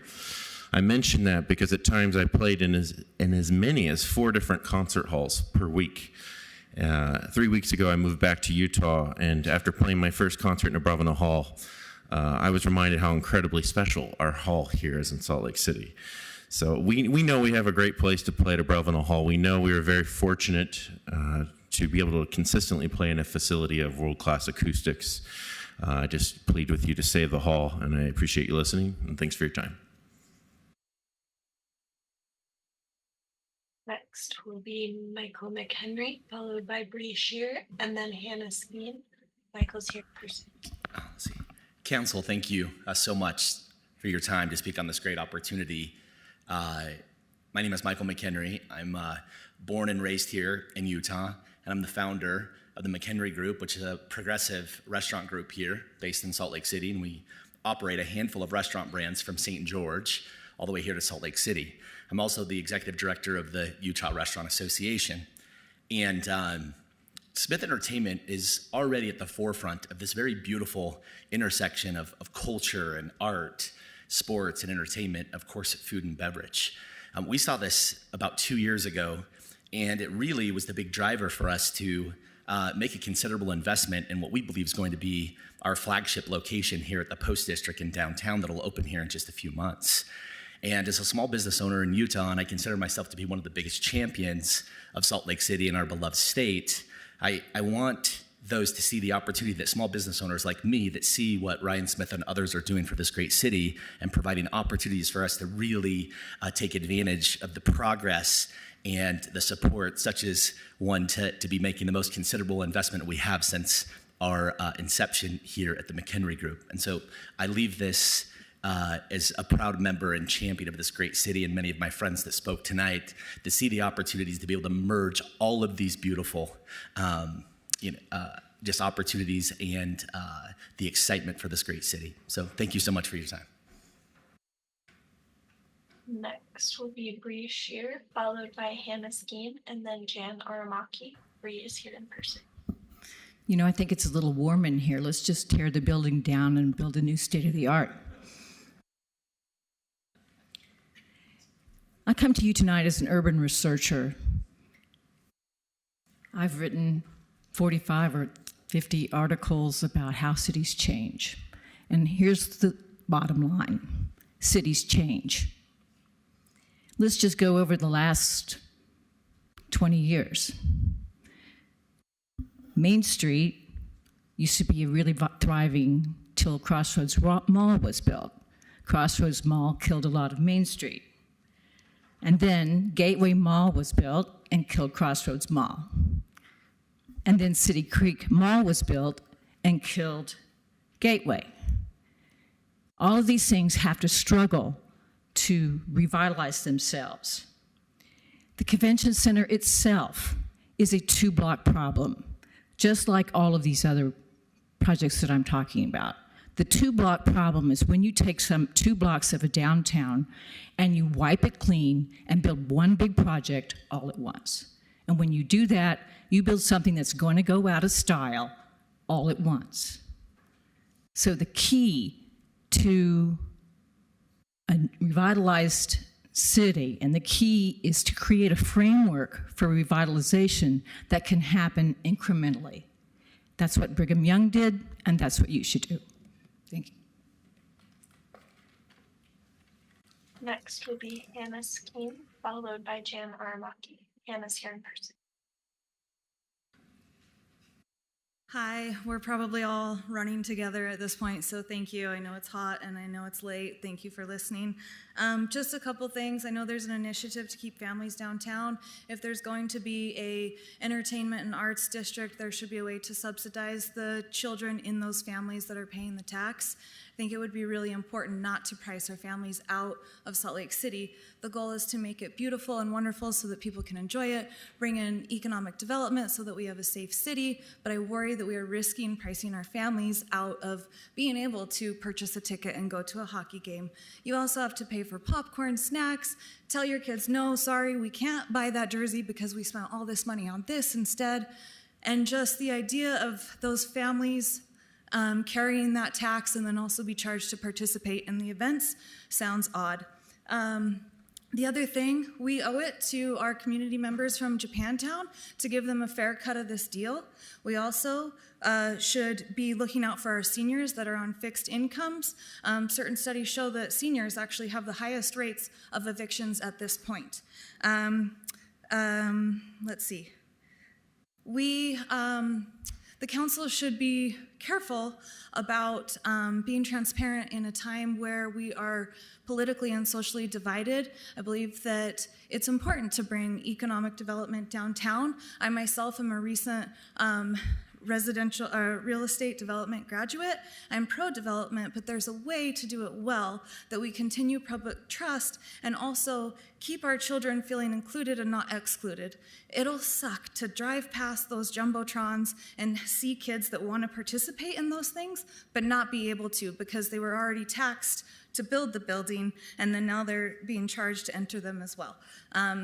Save a Bravenel Hall. You have a gem. Don't ruin it. Thank you. Next will be Jan Aramaki, who is here in person.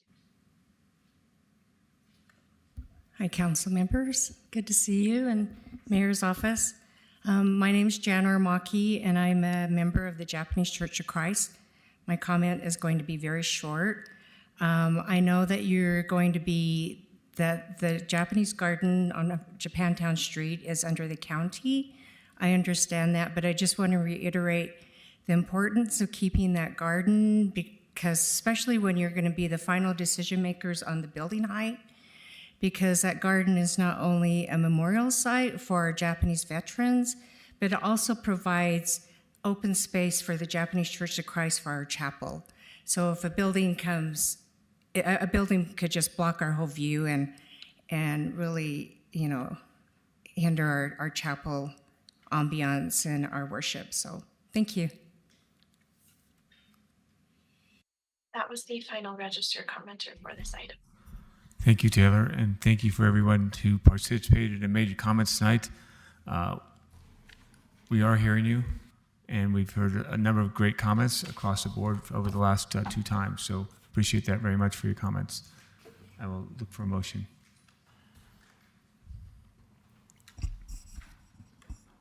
I move the council close the public hearing. Second. I have a motion from Councilmember Pito, a second from Councilmember Pui. Any discussion on this item?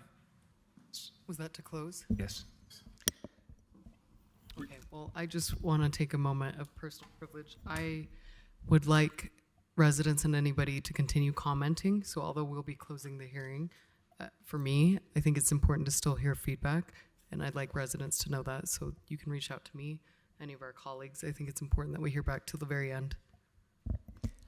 Thank you. Councilmember Wharton.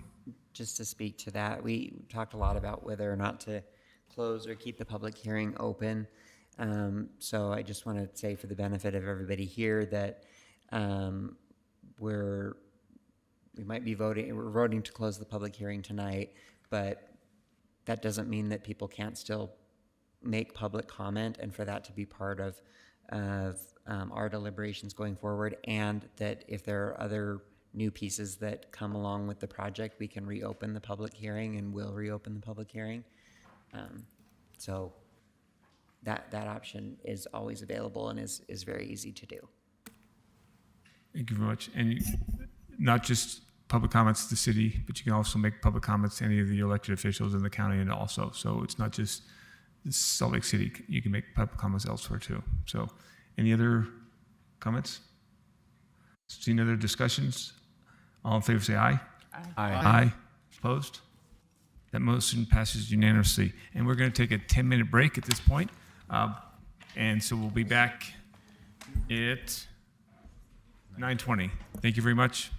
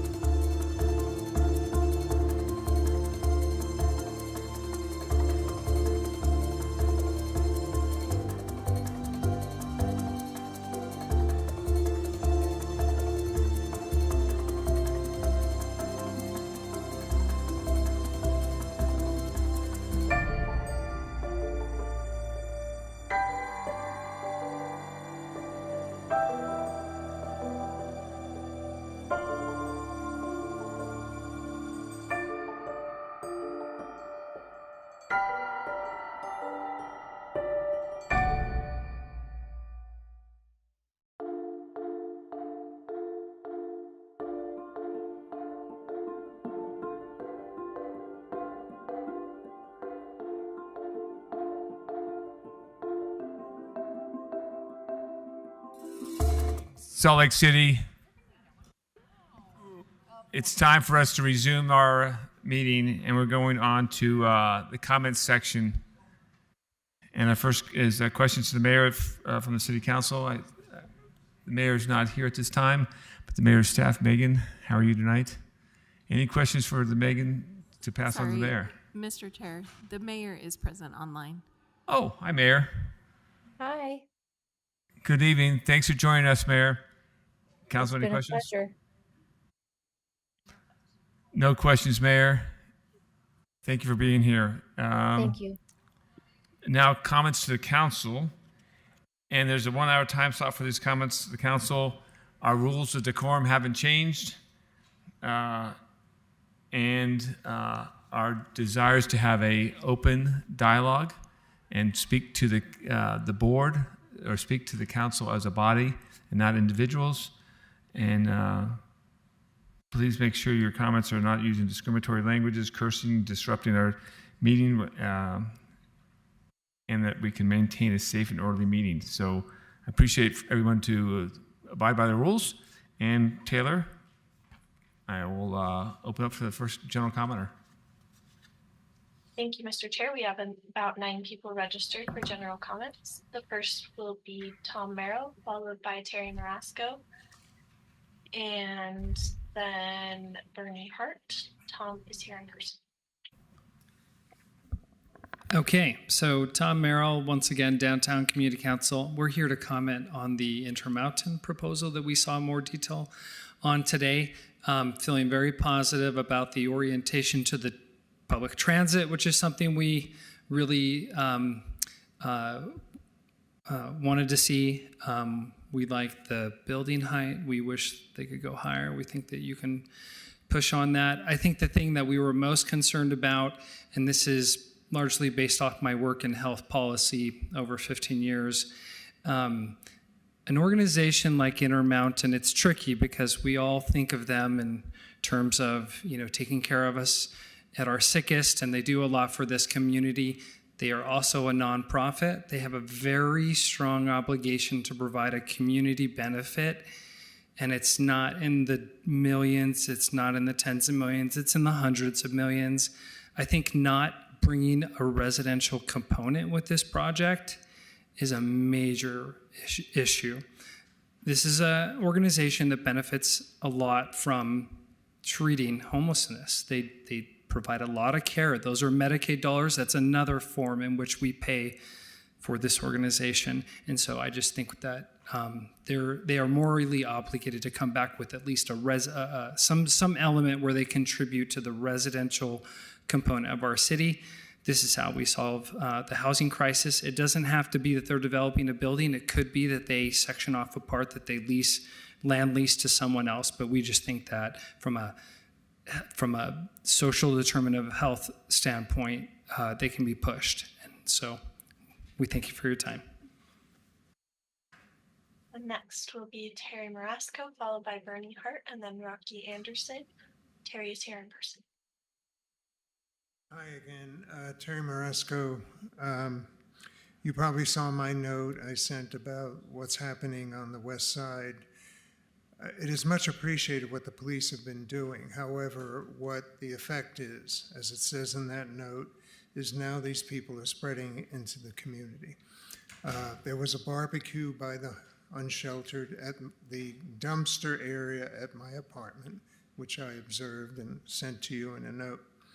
So I guess what the mayor needs to do, maybe Rachel can convey this, is to come up with a plan, because the plan in place, understood, was only for the trail at about North Temple from the Archuleta Bridge to about 500. But all those people now have moved out to our community. Tomorrow night, there's a meeting of a new startup at the Pioneer Room at Fair Park at 6:30 if you're interested. It happened spontaneously about a month ago. 40 people, mostly homeowners, showed up, and they were concerned about everything else that's happening: theft, break-ins, assault, etc. So there's this groundswell happening while the police have done what they can with the limited resources that they have. And now we're seeing it spread out throughout the community. So whatever you can do, whatever the mayor can do to push this plan so that now it moves into the whole west side, mostly Fair Park, Jordan Meadows, West Point, Rose Park, is where the problems are, up and down. So whatever you can do to move that, because it's happening, and tomorrow night should be an interesting meeting, and I'll also send you a note on what happens then. Thank you. Next is Bernie Hart, followed by Julian Jerkwick, and then Sarah Woolsey. Bernie's here in person.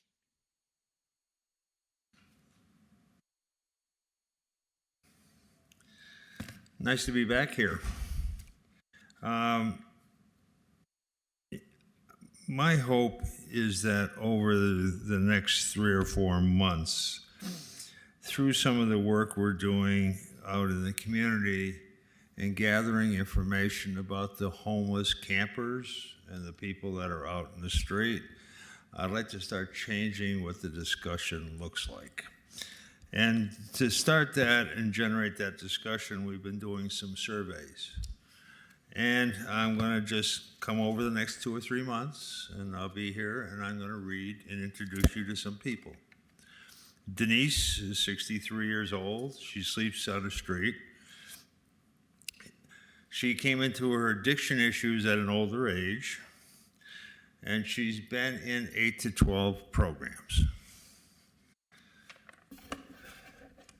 Jamil is 34, sleeps on the street. I don't have the information on his age when he got addicted, but he's dealing with addiction issues. He's been in 1 to 3 programs. Ina is 40 years old, sleeps on the street, entered the treatment world at age 7. And she's still dealing with mental health and addiction issues, and she's on the street. She has been in more than 12 programs. Julie is 49 years old, sleeps on the street, went into her addiction problem, started as she was over 20 years old, older is over 20. She's dealing with addiction issues, and she's been in 4 to 7 programs. Phyllis. Bernie, that's time. Thank you. Next will be Julian Jerkwick, followed by Sarah Woolsey, and then Karen Plattis. Julian's here in person. Hi, Council. Thanks for hearing me. I wanted to speak on, I saw the development plans for the IHC of the Sears block that came out today. I would urge all of you to not vote to approve the District 1 zoning for that building until they do some reworking of that proposal. I think cutting up Main Street to, which is a kind of walkable pedestrian street that we're leading into downtown, right next to transit, for the parking purposes for the facility doesn't make a lot of sense. And, just the lack of street activation that they have along the hospital. We don't need another dead block in our city. So if we could vote against that, that'd be great. Thank you for your time. Next is Sarah Woolsey, followed by Karen Plattis, and then Monica Hilding. Sarah, you may now unmute. Thank you, and thank you for continuing to listen to so many of us late into this evening. Sarah Woolsey, I am with District 7. I am a little late in mentioning this because you passed the budget today, but think that it may be relevant as you look at infrastructure funding with the CIPs later this summer.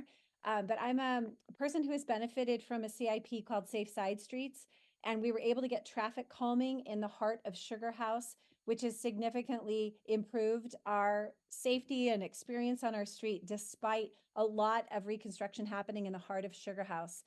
As I was looking at budgetary information, the Livable Streets program, which is a lot like our experience, which was community engaged traffic calming for blocks of Salt Lake City community, was not funded in the budget. I saw in 2023 that it was part of transportation projects with a long list of things that was under transit. I don't know if it's possible that it is under Fund Our Future or other places, but Livable Streets was designed well. Our experience was like a Livable Streets experience, and it's been satisfactory. So I'm here to ask that Livable Streets be considered as we finish out the budget process so it can continue. It's about community engagement. It's about having satisfied neighbors. We are an example of folks that have had a good experience, and I would love others to benefit from that. We want walkable, safe communities. We want livable streets. Please consider making sure Livable Streets is continued to be funded. And I appreciate again your time. Thank you. And next will be Monica Hilding. Monica, you may now unmute. Good evening. I'm Monica Hilding, and thank you for hanging out and listening to everyone. I signed up and didn't realize that I'd signed up for 3 things. So I've already spoken, and I yield my time. Have a good evening. Good night. That was the final registered commenter. Thank you, Taylor, and thank you for everybody this evening for your comments. We do listen and we hear these, and we appreciate all the inputs we get and then the engagement. We're moving on to, oh my God, sorry, that was too fast. We're at the, hold on, we're there. We don't have any, hold on. Mm-hmm. We have a consent agenda. Yeah, I think it's just, no one, new business, no unfinished business. We're on the consent. I'll look for a motion. Move for approval. Second. A motion from Councilman Ward, a second from Councilman Pui. All in favor, say aye. Aye. Aye. I'm an aye. That motion passes unanimously. We are adjourned.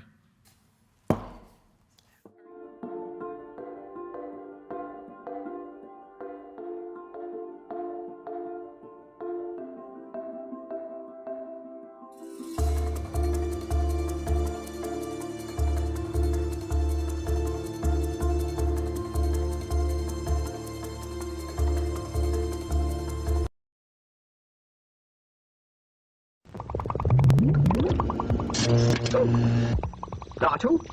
Where are you? Artu? Artu? Huh? Artu, you're on fire! R2-D2, you found a cigarette. Well, I don't think smoking is grown up at all. Because it's very dangerous. Smoking does dreadful things to your lungs and is very bad for your heart.